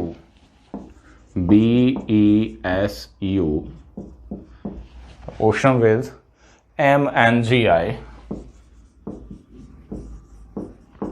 and what is the next one. ये पूछा तो समझो A से B तक अगला लेटर है, C से E 3 और 2 5, तो +2 हो रहा है, ये +1 हो रहा है. P से S जाओगे तो QRS +3 और ये वाला आपका +4, यही हो रहा है. तो मैं यहां कर लूंगा +1, m के बाद अगला n से +2 p, राइट, g से +3 j, i से +4 npjm. That is your answer. Moving to the next one. Largest number पूछा हुआ है, 4 ऑप्शंस आपको प्रोवाइड कराएं. What is the largest number for the given options? Options आपके हैं 1/2 raised to -6, ऑप्शन बी है 1/4 raised to -3, ऑप्शन सी है 1/3 raised to -4 and option D जो है that is 1/6 raised to -2. Indices में मैंने आपको पढ़ाया था कि जब भी पावर माइनस में होती है उसे आप पॉजिटिव बनाना चाहते हो तो सिर्फ न्यूमरेटर डिनोमिनेटर को इंटरचेंज कर दो. तो मैं इसको कह सकता हूं कि ये वैल्यू बन जाएगी 2 raised to 6 पे, ये वाला बनेगा 4 raised to 3 पे, वो वाला बनेगा 3 raised to 4 पे और ये वाला 6 raised to 2. Which one is higher? Larger value is this one 81. This is the maximum 1. So answer is what? Option C, 1/3 raised to -4. Clear? Next question.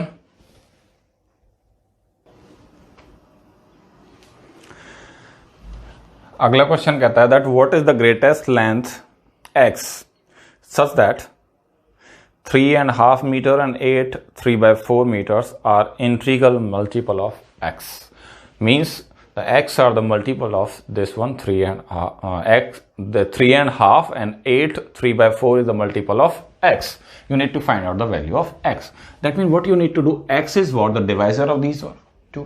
That means you need to find out the HCF of 3 1/2 and 8 3/4. And the HCF of these two you can find out. This is 7/2 and 35/4, and HCF would be 4 7/4. That means 1 3/4 meter, and that is your answer. Clear? Simple.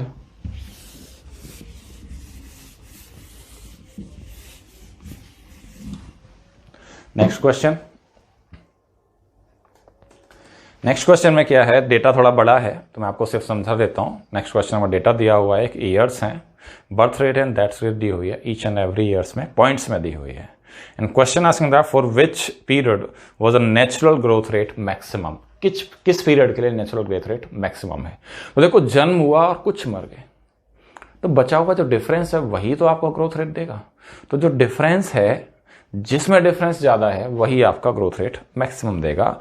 And according to this table I can see that the growth rate is maximum in 71 to 81, 1971 to 1981. 37.5 is the birth rate and 14.8 is your death rate. So according to difference is what? Higher in this one. So एक question के हिसाब से आप इसे check कर लेना, right. Next question की बात करते हैं. क्वेश्चन कह रहा था recurring decimal represented through equivalent fractions. You need to convert that in fraction and digits is 1.272727 up to infinite. What you need to do, I can write it in this way, 1.27 bar. How we convert that? Complete number minus number without repetitions divided by as many digits are repeating itself. That means 126/99 cancel out by 9. This is 11 times. I'm cancelling out by 9. 14/11. That is your answer.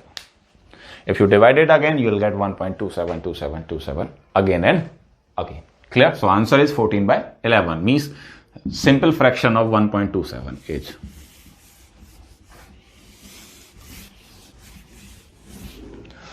Clear? Coming to the next question.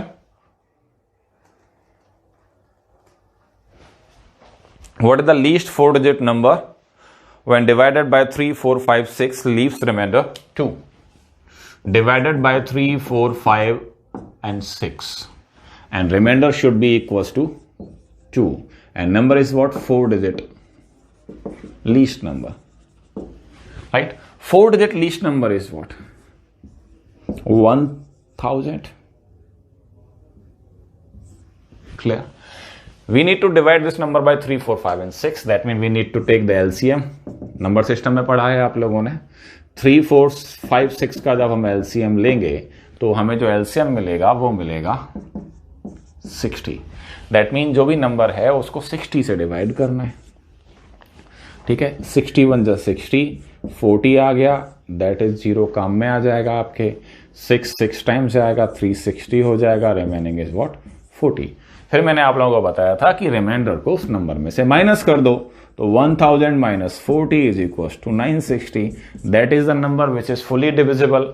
अब ये divisible तो है लेकिन मुझे तो reminder चाहिए 2, तो अब इसमें रिमाइंडर जोड़ दो तो नंबर कितना आ गया? 962. बट ये कितने डिजिट का है? केवल 3 का. मेरा प्रोसेस तो पूरा हो गया, डिवाइड किया, जो बचा हुआ उसे हटाकर फुली डिविजिबल नंबर निकाला, लेकिन क्वेश्चन को तो रिमाइंडर चाहिए, तो जो भी रिमाइंडर चाहिए उसे मैंने उसे जोड़ दिया, तो मुझे वो नंबर मिल जाएगा जिसे 3, 4, 5, 6 से डिवाइड करने पर 2 रिमाइंडर बचेगा. यहां तक क्लियर है? बट प्रॉब्लम क्या है, क्वेश्चन को चाहिए 4 डिजिट का नंबर और मेरे पास है 3 डिजिट का नंबर. तो ये डिजिट्स कम है, इनको बड़ा करने के लिए मींस 4 डिजिट बनाने के लिए हम उस नंबर को ऐड करते हैं जिस नंबर से डिवाइड किया था. और डिवाइड किससे किया था? 60 से. सिंपल प्रोसेस है, हर किसी के लिए 3 प्रोसेस अपनाने की जरूरत नहीं पड़ेगी. डिफरेंट टाइप पे डिफरेंट प्रोसेस होते हैं, लेकिन हम सिंपल यही रखेंगे. तो ये हो जाएगा 1022. Means 1022 is the least 4-digit number which leaves remainder 2 when divided by 3, 4, 5 and 6. Clear? Moving to the next one. ये भी हमारा LCM चैप्टर में से ही है. तो मैं कह सकता हूं अभी तक जितने भी क्वेश्चंस हमने किए हैं रिगार्डिंग मैथ्स, जो टॉपिक्स हम पढ़ चुके हैं, अप्रोक्सीमेटली सारे क्वेश्चन सिर्फ एक को छोड़ दें तो उसी में से हैं जो हम पढ़ते हुए आ रहे हैं. आगे कहता है परसेंटेज का क्वेश्चन है, हमने किया हुआ इस तरह का क्वेश्चन है. ये कहता है कि एडल्ट पॉपुलेशंस में से 40% man and 30% womens are married. तो मैं कह सकता हूं कि 40% man and 30% of women are married. मतलब क्या है कि जितने भी आदमी हैं उनका 40% शादीशुदा है और जितनी औरतें हैं टोटल पॉपुलेशन की उसका 30% शादीशुदा है. क्वेश्चन कह रहा है कि किसी भी आदमी ने 2 औरतों से शादी नहीं की, किसी भी औरत ने 2 आदमियों से शादी नहीं की, किसी का डिवोर्स नहीं हुआ, कोई विडो नहीं है और किसी की वाइफ की डेथ नहीं हुई है. That mean married couples are existing. ये चीज क्लियर है? तो ये बताओ कि what is the percentage of married persons out of the total populations. तो मैं कहता हूं कि अगर ऐसा है तो इन्हीं 40% आदमियों ने इन 3% औरतों से शादी की होगी. एक आदमी एक औरत से शादी करता है तो ये दोनों बराबर होने चाहिए. अगर ये दोनों बराबर हैं तो इसके अकॉर्डिंग M/W अगर मैं निकालता हूं तो वो आता है 30/40, मतलब 3/4. तो मैं कह सकता हूं कि आदमी है 3 और औरतें जो हैं वो हैं 4. ये रेशियो है टोटल पॉपुलेशन का, W. क्लियर? तो टोटल कितना हो गया? 7. क्लियर? अब आप चाहो तो M का 40% ले लो या W का 30% ले लो. ये सिंगल होगा, शादी के लिए 2 लोग चाहे तो उसे डबल कर देना. तो मैं कहता हूं 30% ऑफ W. W कितना है अपना? 4. तो 30% गुणा 4 तो 1.2 हो गया. ऐसे शादीशुदा हैं तो डबल हो जाएंगे तो 2.4. ये अपनी शादीशुदा पॉपुलेशन है. कितने में से? 7 में से. और इसी का परसेंटेज पूछा है. That mean 2.4/7 into 100. तो ये पॉइंट हटाओगे, ये 0 हट जाएगी. आंसर आ जाएगा आपका 240/7. 21 3 30 चौका 28 34 2/7%. ये आपका आंसर होगा. 34 सही 2/7% is the married population. Again दोबारा से समझना ध्यान को, जितने आदमी उतनी औरतें होनी चाहिए शादीशुदा. खासकर टोटल का तो पता नहीं, तो टोटल के लिए रेशियो निकाला. मान लिया कुल 3 आदमी हैं, 4 औरतें, और में से कितने शादीशुदा हैं? इतने. मान लो क्या फर्क पड़ता है? सॉल्व किया, दोनों का अलग अलग परसेंटेज निकाल के जोड़ दो या एक का निकाल के डबल कर दो, बात एक ही है. फिर उसका परसेंटेज निकालना है टोटल में से, वो सॉल्व हो जाएगा. Clear? Coming to the next one, बस थोड़े से और बाकी हैं, 3 पार्ट्स में आपका काम चल जाएगा मेरे अकॉर्डिंगली।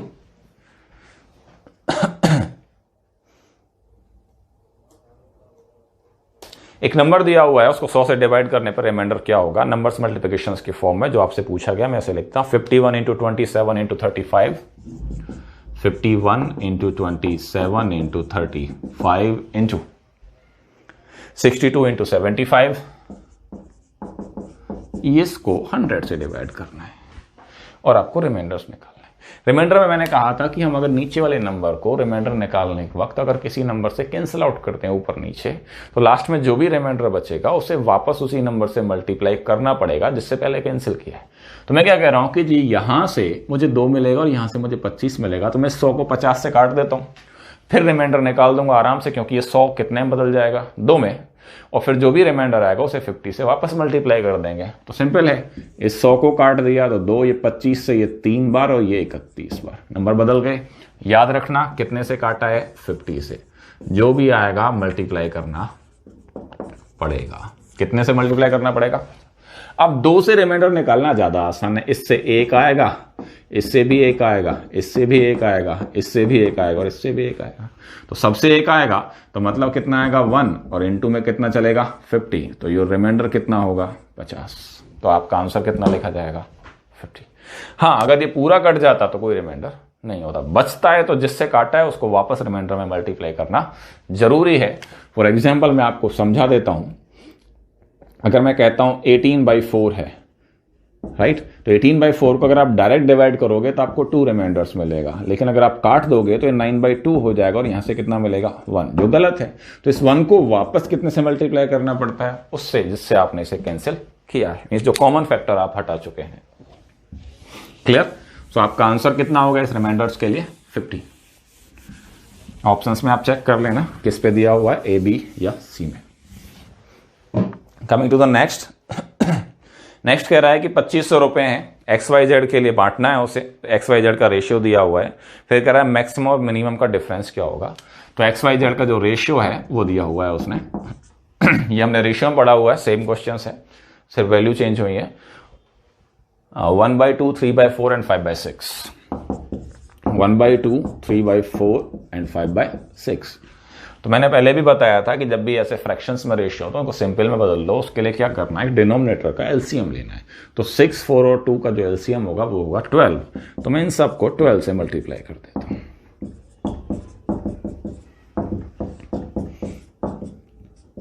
राइट, तो नए रेशियो बन जाएंगे, ये 6, ये 9 और ये 10।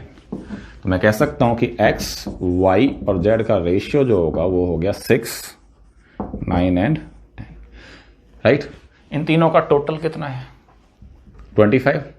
तो मेरे अकॉर्डिंग जो 25 है वो क्वेश्चन के अकॉर्डिंग 25, 100 है, तो 1 इज इक्वल टू व्हाट हो गया 100 रुपीज। अब सवाल ने पूछा है कि मैक्सिमम और मिनिमम का डिफरेंस, मैक्सिमम कितना है 10, मिनिमम कितना है 6, तो डिफरेंस क्या है, means max minus minimum is equals to 4 and 4 is equals to 100 rupees, means 400 rupees is your answer। एक की वैल्यू 100 है तो 4 की कितनी हो जाएगी 400। अलग अलग निकाल के माइनस करने की रिक्वायरमेंट नहीं है। Clear? Moving to the next one.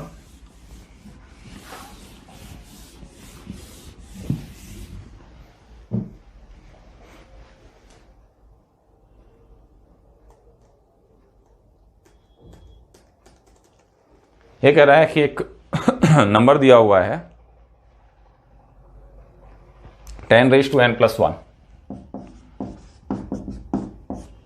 ये एक नंबर है। वो कह रहा है कि n के किस वैल्यू के लिए इसकी डिजिट्स का सम जो है वो 2 होना चाहिए।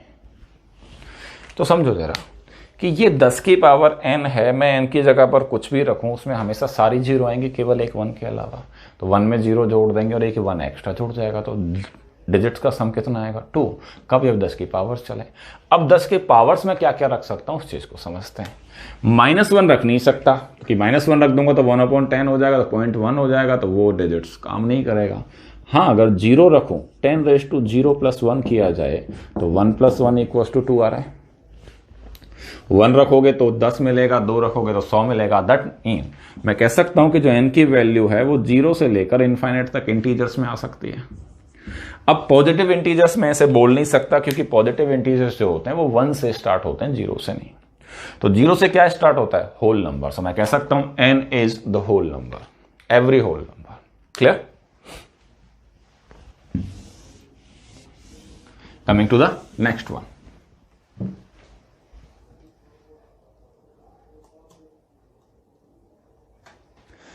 सवाल है, कॉमन सेंस है। वो कह रहा है कि एक क्लास है, उस क्लास में उसने 3 ग्रुप बना दिए, ए, बी एंड सी। अब वो कह रहा है कि एक स्टूडेंट ग्रुप ए से और 2 स्टूडेंट ग्रुप बी से लेकर ग्रुप सी में डाल दिए, तो क्लास के एवरेज वेट पर क्या फर्क पड़ेगा? अरे स्टूडेंट्स तो वही है, क्लास तो इन तीनों को मिक्स करने पर बनेगी ना, तो एवरेज पे तो तब भी कोई फर्क नहीं पड़ेगा, कुछ भी कर सकते हैं। हाँ, अगर वो केवल सी की बात करता कि सी के एवरेज वेट पे क्या फर्क पड़ेगा, या ए के पे क्या पड़ेगा, या बी के पे क्या पड़ेगा, तो आंसर्स कुछ और होता। लेकिन जब क्लास तो इन तीनों के कंपैरिजन से ही बनी हुई है, तो वो स्टूडेंट्स ए में ज्यादा हों या सी में ज्यादा हों, फर्क क्या पड़ता है? जब ओवरऑल क्लास की बात आएगी तो सबको मर्ज किया जाएगा। That mean there is no change in the average weight, it remains the same. अगला क्वेश्चन कहता है कि आपके पास 5 वैल्यूज हैं, 50, 100, 200, 50, 100, 200, 500 and 2000। राइट? क्वेश्चन कह रहा है कि how many different sums can be form with the denomination of 50, 100 और 500, 2000 taking at least 3 at a time. इन 5 में से कोई 3 वैल्यू को एक बार लेना है, 3 वैल्यूज ली जाएंगी और आपको पता ना कितने सम बना सकता हूं।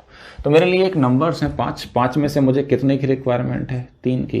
तो ये आपका कॉम्बिनेशंस का क्वेश्चन है, राइट? तो मैं क्या करता हूं, 5C3 is my answer. 5C3 का मतलब होता है 5 into 4 डिवाइडेड बाई 2 into 1। और अगर आप इसको प्रॉपर वे में लिखना चाहें तो 5C3 का मतलब होता है 5 into 4 into 3 divided by 3 into 2 into 3 से 3 कैंसिल हो जाता है। तो इस 2 से मैं इस 4 को 2 टाइम्स कैंसिल करता हूं तो मुझे कितना मिलता है? 10। तो कितने टाइप्स के आंसर्स आ सकते हैं, कितने सम आप फाउंड कर सकते हो? 10। क्लियर है? Moving to the next question.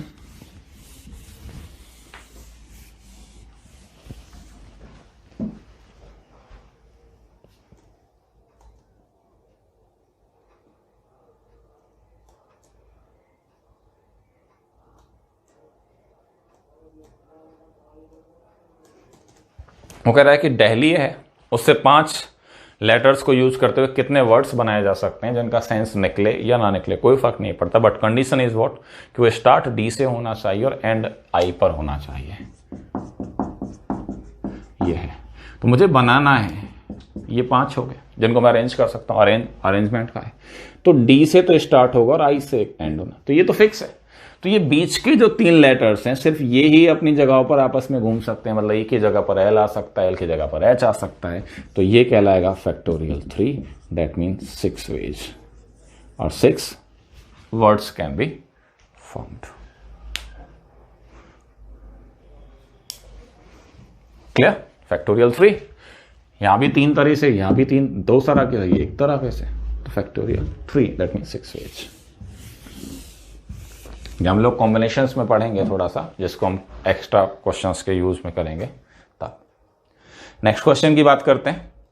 तो ये कहता है कि एक बोतल है, उसमें 20 लीटर लिक्विड ए है, 4 लीटर लिक्विड ए को रिप्लेस किया जाता है लिक्विड बी से। फिर ये प्रोसेस एक बार और के मिक्सचर एंड एलिगेशंस में हमने किया था रिप्लेसमेंट। मैं कहता हूं स्टार्टिंग अगर 20 लीटर है ऑफ ए, फिर इसमें से -4 किया जाता है, तो कितना लीटर बचेगा? ये 6 लीटर बचेगा ए का, +4 किया जाता है बी को। तो मैं कह सकता हूं कि ए और बी की जब हम बात करते हैं तो इसकी वैल्यू 16 है और इसकी वैल्यू 4 है। तो फाइनल क्वांटिटी ऑफ ए अगर मैं निकालना चाहूं, या फिर इसको छोड़ देते हैं, ये है 16 और 4, इसका रेशियो बनाएंगे तो 4:1 का रेशियो आ गया। क्लियर? अब सवाल कह रहा है कि फिर से मैं 4 लीटर इस सॉल्यूशन में से निकालता हूं और उन्हें रिप्लेस कर देता हूं लिक्विड बी से। ठीक है। तो 4 लीटर किसका 4 लीटर निकल रहा है? 20 का, तो 4/20 मीन्स 1/5 मैं निकाल रहा हूं। हर किसी का 1/5 निकलेगा, इसका भी 1/5 निकलेगा, इसका भी 1/5 निकलेगा।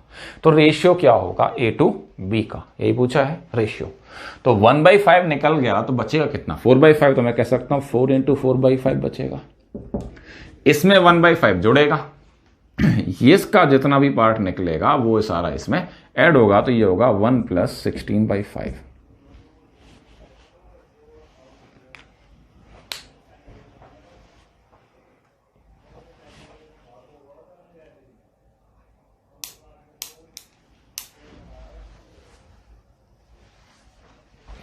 फोर का 4/5, 1/5 हट जाएगा, 4/5 ही जुड़ेगा, ठीक है। 4/5 बचेगा। कुछ क्वेश्चन को एक बार देखने दे रहा मुझे। Liquid B, then again 4 liter of mixture is taken and the replaced with the same quantity of liquid B. What is the ratio of quantity of liquid A to the liquid B?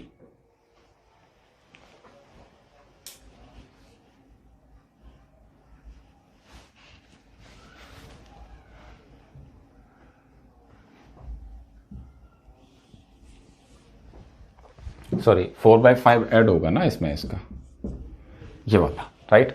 इसको हम solve करेंगे तो ये 16 आ जाएगा, 16/5। ये आएगा आपका 9/5, 5 से 5 कैंसिल हो गया। That mean your ratio is what? 16/9। Done.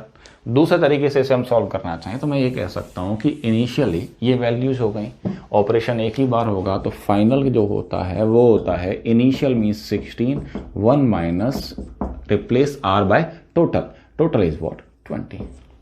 Clear? तो ये हो गया 16, यहां से आपने किया तो 1/5 मीन्स 4/5, तो 64/5 हो गया। 64/5 आपका बचा है। किस में से बचा है? फाइनल वैल्यूज आपकी 64/5 है। 64/5 आपकी फाइनल वैल्यूज है। टोटल क्या है आपका? 20 है। तो 20 में से B की जो क्वांटिटी होगी वो होगी 20 माइनस 64/5 मीन्स 100/5, 36/5। ये B है। तो A to B का जो रेशियो होगा वो होगा 64/5 to 36/5। ये दोनों कट जाएंगे, 4 से काट दोगे तो 16 टाइम्स और ये आ जाएगा आपका 9 टाइम्स। तो आंसर वापस से आएगा 16:9। लेकिन मेथड थोड़ा सा बड़ा हो जाता है, तो आप क्या करोगे? 1/5 इसमें से माइनस होगा और इसमें वो वाला पार्ट आपका 4/5 ही जुड़ जाएगा। Clear? Taking to the next question.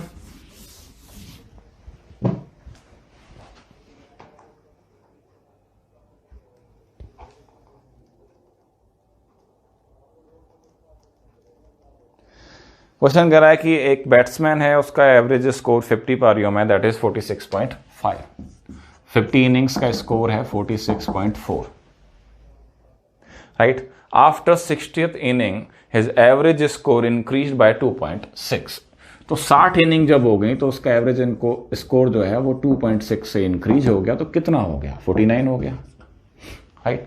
Question पूछ रहा है कि इन 10 पारियों का एवरेज क्या रहा होगा। एवरेज में हमने किया हुआ है same question. Initial final value को हम ले लेते हैं, 49 रहेगा। ये भी प्लस है, ये भी प्लस है, तो प्लस प्लस तो प्लस चल ही रहा है। 2.6 into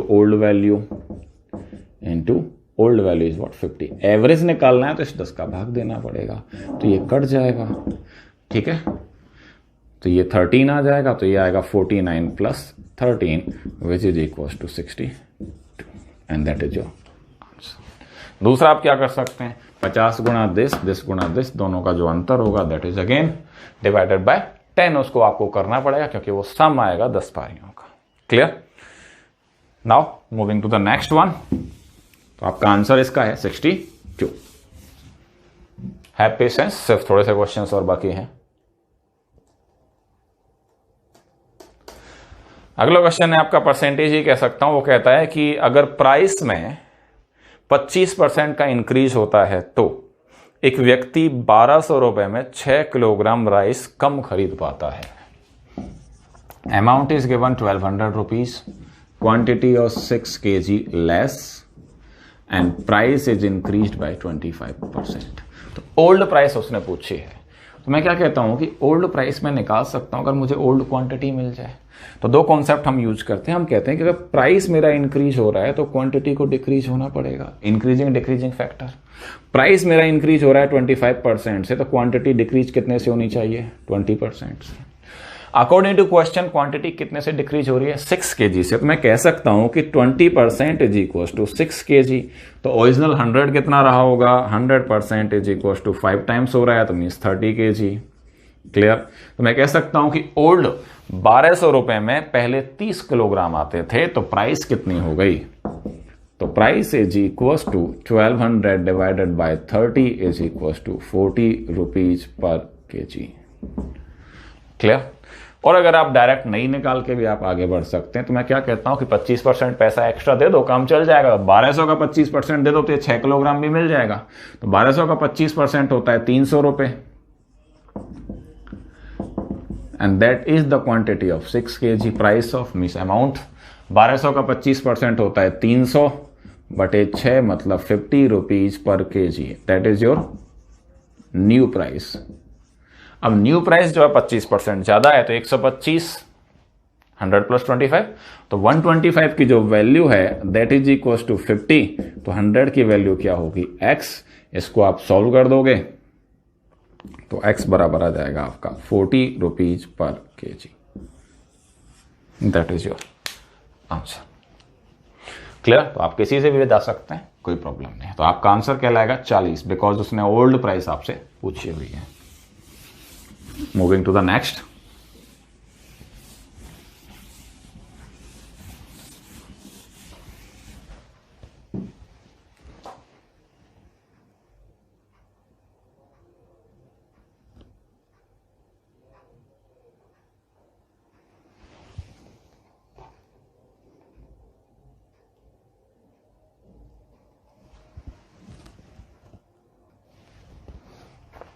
A person X can complete 20% of work in 8 days.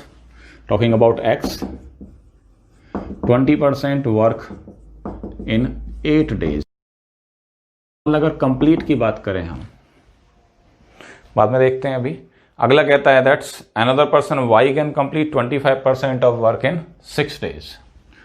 Y 25% work in 6 days. अगर मैं टोटल वर्क की बात करता हूं तो 20% अगर 8 में करता तो 20 पंजे 100, 5 बार मीन्स 5 टाइम्स, तो कितने में करेगा? 40 में। या 25 है, 25 into 4 is 100, that mean 24 days में। राइट? अब इसके अकॉर्डिंग हम चलते हैं। तो x की value is 40, y can do in 24, taking the LCM 5 into 3 into 8. This is your LCM part. This become 3 units and this become 5 units. मतलब X can complete 3 units work in single day and Y can complete 5 units of work in single day. Both working together means X plus Y is equals to 8 unit per day. And this total work is what? 120 unit. Now, question saying that how many days will 40% of work will be completed? In how many days 40% of work is completed by X and Y working together? This is the entire work, then 40% work is what? 40% of 120 means 48 unit. And we need to complete that 48 unit with the rate of 8 unit per day. That time is what?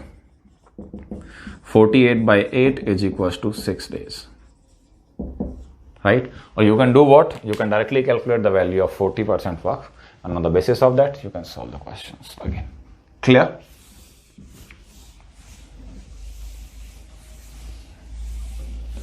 Moving to the next one.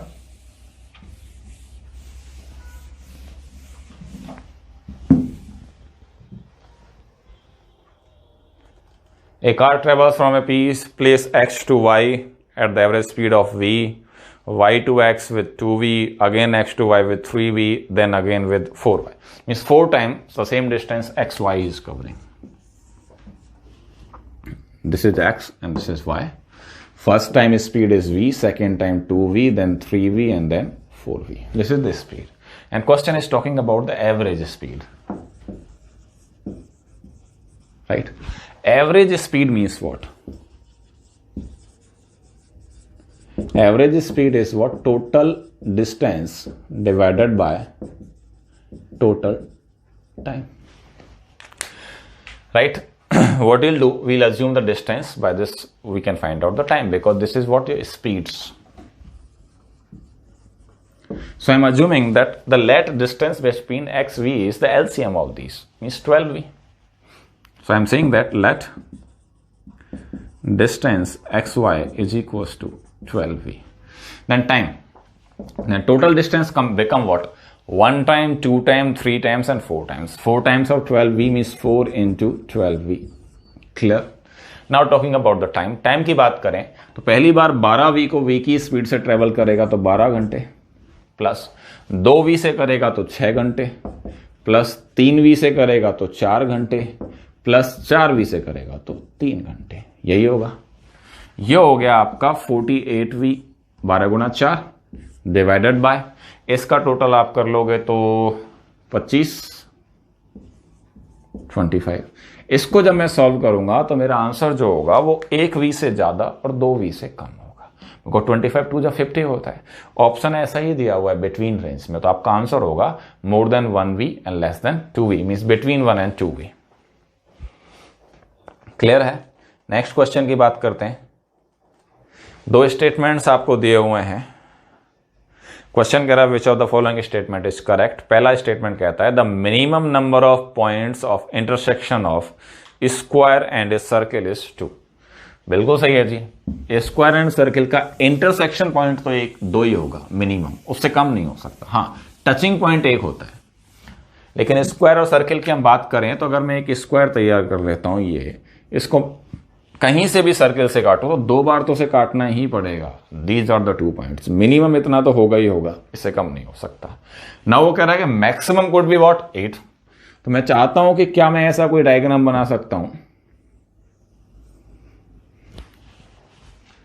Square का जो इसको 8 बार काट सके,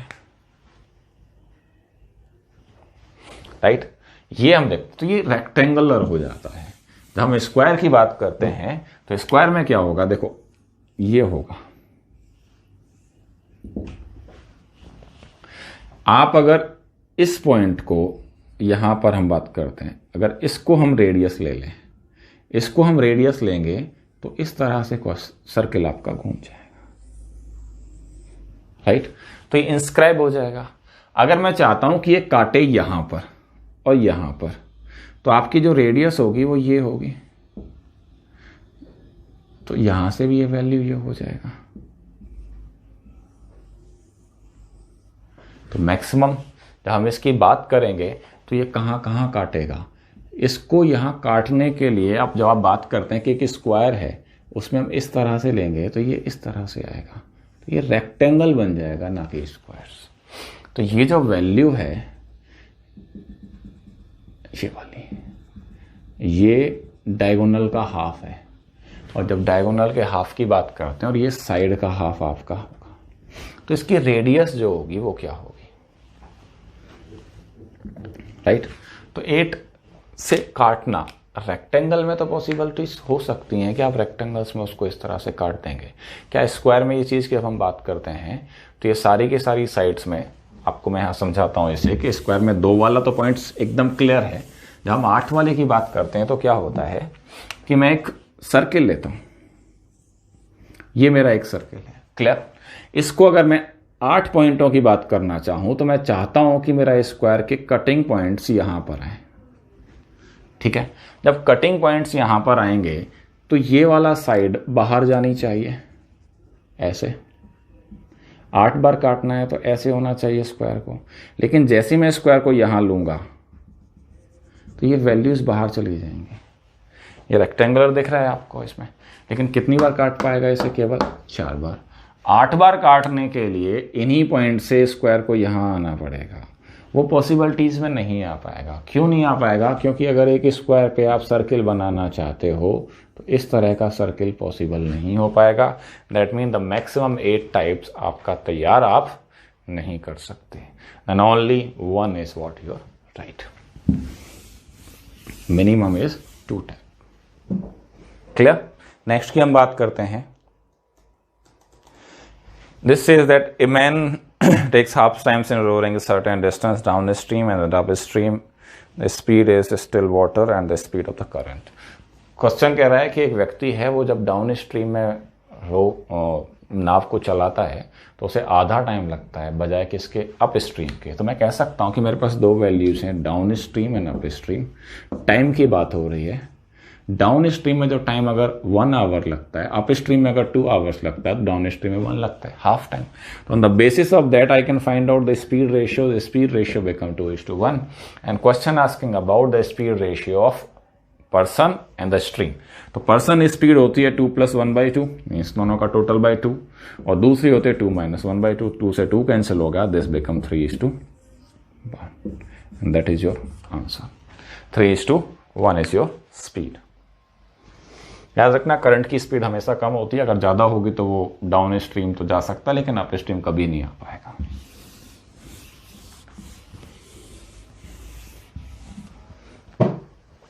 Clear? Coming to the next questions, only 6 questions are remaining. How many pairs of natural numbers are there such that the difference of whose square is 63? मैं कहता हूं दो numbers में लेता हूं, एक x square and y square. According to question asking about this one, the pair of natural numbers x and y। अब ये जो वैल्यू है ये x + y और x - y लिखा जा सकता है। 63 को मैं 9 × 7 लिख सकता हूं। अब मुझे ये पेयर बनाना है, पहला पेयर मैंने बनाया 9 × 7 का, 63 का। एक पेयर क्या बनेगा, 63 के मैं पेयर्स बना लेता हूं। 63 के पेयर्स, एक बनेगा 9 × 7, एक बनेगा आपका 21 × 3, क्लियर है, एक आपका बनेगा 63 × 1। यही आपके पेयर्स हैं और कोई पॉसिबिलिटीज नहीं है। 3 पेयर बनेंगे, तो मतलब कितने पेयर होंगे आपके पास, 3 पेयर होंगे। अगर आप नंबर जानना चाहते हैं तो मैं आपको बताता हूं। 9 × 7 की बात करते हैं तो दो नंबर जिनका सम तो 9 हो और उनका डिफरेंस क्या हो, 7 हो, उसको आप बना सकते हैं।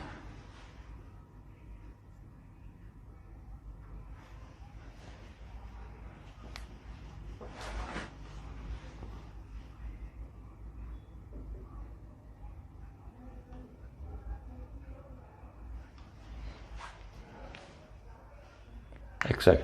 X² - y² is 63. Difference is equals to 63. The squares difference or plus. Difference of whose square is 63. You need to find out the number of pairs. Right? So 63 के पेयर्स हमने बना लिए हैं, इस तरह से बन सकता है। ये वैल्यूज हैं, आपको ऐसे नंबर्स को ढूंढना है जिनका सम तो होगा 9 और उनका डिफरेंस जो होगा वो होगा आपका 7। तो मैं कह सकता हूं कि 8 + 1 एंड 8 - 1, पहला हो गया 9 और 7। दूसरे की बात करते हैं, 21 और 3 की हम बात करते हैं। तो क्या करना है, ये 3 को यहां से हटा दो, तो एक सम जो है वो 21 आना चाहिए और डिफरेंस जो है वो कितना आना चाहिए, उसका 3 आना चाहिए। तो मैं कह सकता हूं कि 12 और 9 8 नहीं 13 और 12 और 9, राइट, 12 और 9, 12 + 9 21 हो जाएगा, अब 12 - 9 कितना हो जाएगा, 3। 63 की जब आप बात करोगे तो ये जो वैल्यूज है ये आ जाएगा 62, 31 एंड 30, 31 एंड 32। तो 3 पेयर्स आपके पास बनेंगे। क्लियर है? उस तरह से आप इसे कर सकते हैं। सो आंसर कितना होगा इसका आपका, 3 पेयर्स वाला, राइट। अगले की बात करते हैं, which one of the following will have the minimum change in the value. Minimum change value के लिए इसने 4 फ्रैक्शंस दिए हुए हैं, दिया हुआ है 2/3, 3/4, 4/5 एंड 5/6।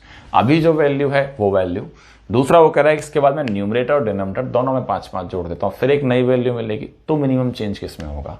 तो यहां देखो ये 1 माइनस करके है, ये चेंज 1/3 का है, अभी ये 1/4 की कमी होगी इसमें, ये 1/5 होगा, ये 1/6 होगा। लेकिन जैसे आप इसमें 5-5 जोड़ोगे दोनों तरफ, तो ये जो डिफरेंस होगा ये अगली बार में जो वैल्यू है ये 7/8 हो जाएगा, तो 1/8 होगा। इनका जो डिफरेंस हम लेंगे तो ये डिफरेंस आएगा 8 और 3 5/24 का 5/24। यहां से मुझे मिलेगा 5/8 32, यहाँ से मिलेगा 5/5 इंटू 8, नॉट 8 9 सॉरी, 5 + 5 10, ये 32 गलत लिखा है हमने, 9 36, 5 और 5 10, 10 × 5 50, और ये होगा 5, 6 + 9 इज 15, 15 90। तो यहां पर सबसे कम चेंज कहाँ होगा? देखो सब में 5 से डिवाइड होगा, तो सबसे बड़ी वैल्यू जो डिवाइड करेगी वही मिनिमम चेंज देगी, मीन्स ये वाली, मीन्स ये वाली, मीन्स ये वाली। तो आपका आंसर क्या होगा? 5/6, बिकॉज नेगेटिव में हम चेक कर रहे हैं वैल्यूज को। क्लियर है? कैसे किया? इन दोनों का डिफरेंस निकाल के देखा हमने, तो भाई दोनों का जो डिफरेंस 1/3 का डिफरेंस या 1/8 का है, तो जो वैल्यू आएगी वो आएगा 8 - 3 मतलब 5/24 का आएगा। सेम यहां से मैंने कहा कि 5 तो सब में आएगा, इसका मतलब ये 24 कहां से आता है? 3 और 3 में 5 जुड़ा तो 8, इन दोनों का मल्टीप्लिकेशन। तो नीचे वाली वैल्यू 4 और 4 में 5 जुड़ा तो 9, 9 × 4 इज 36, 5 and 5 + 5 10, 10 × 5 इज 50, 6 + 5 इज,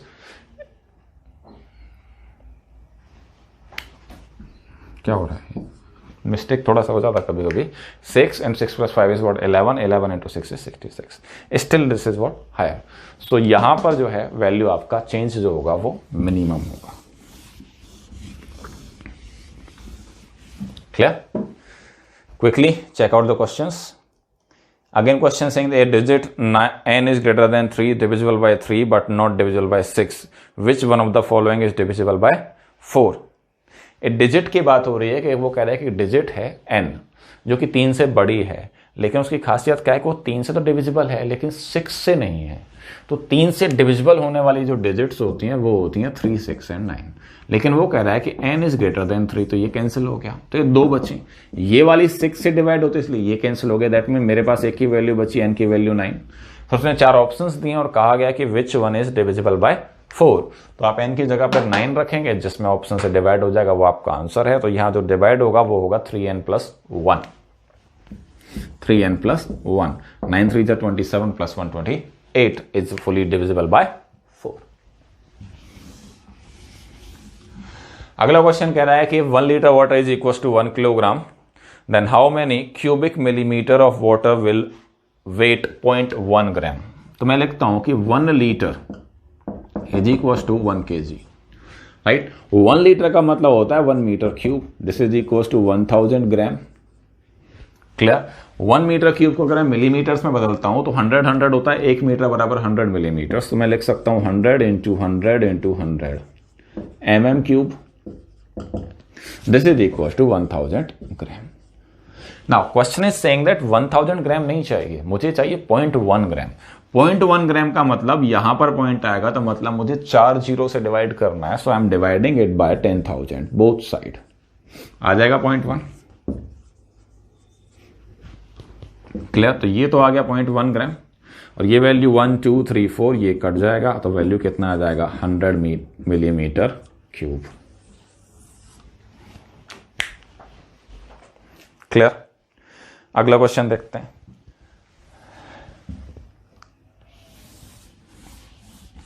अगले क्वेश्चन के लिए कह रहा है कोई एक व्हीसल है, फुल है, भरा हुआ है लिक्विड से, तब उसका जो वाटर से भरा हुआ है तब उसका वेट है 40 kilogram. If 1/3 is filled, if it is 1/3 fill, the weight is 20 kilogram. मतलब पूरे का वेट है 40 और 1/3 का जो वेट है वो है 20। तो मैं अगर वाटर की बात करूं तो जो 2/3 है difference, that is equal to 20 kg। तो वाटर कितना है? Complete, and 1 is equal to what? 30 kg water. लेकिन वेट कितना है 1 का? 40, तो ये 10 किलोग्राम किसका वेट होगा? व्हीसल का। तो आंसर क्या होगा आपका? 10 kg, राइट। 2/3 पे जो वेट आ रहा है वो 20 kg, मतलब 2/3 वाटर ही तो कम हुआ है, व्हीसल तो वही है, तो 2/3 जो चीज कम हुई है that mean water, 2/3 water is equal to 20 kilogram, then full water is equal to 30 kilogram, then out of this 30 kilogram is water, then remaining is the weight of vessel. Your last question, it says that a frog tries to comes out of a dried well,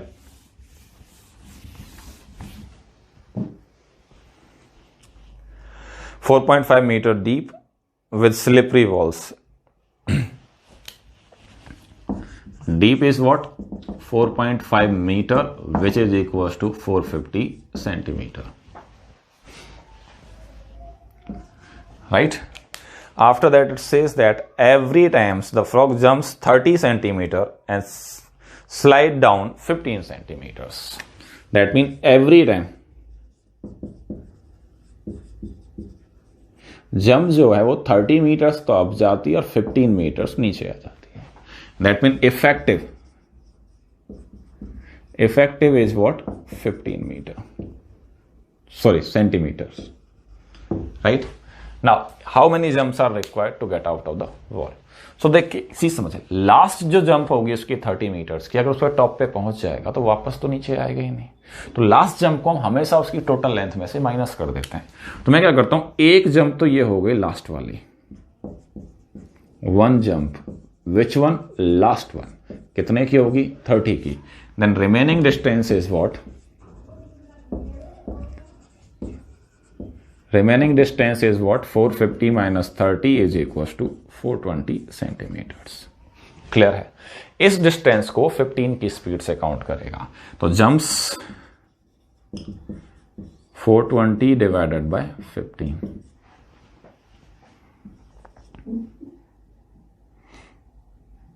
right? And 28 jumps तो उसकी ये वाली हो गए. एक jump वो पहले ले चुका, तो टोटल जंप कितना आएंगी आपकी? 29.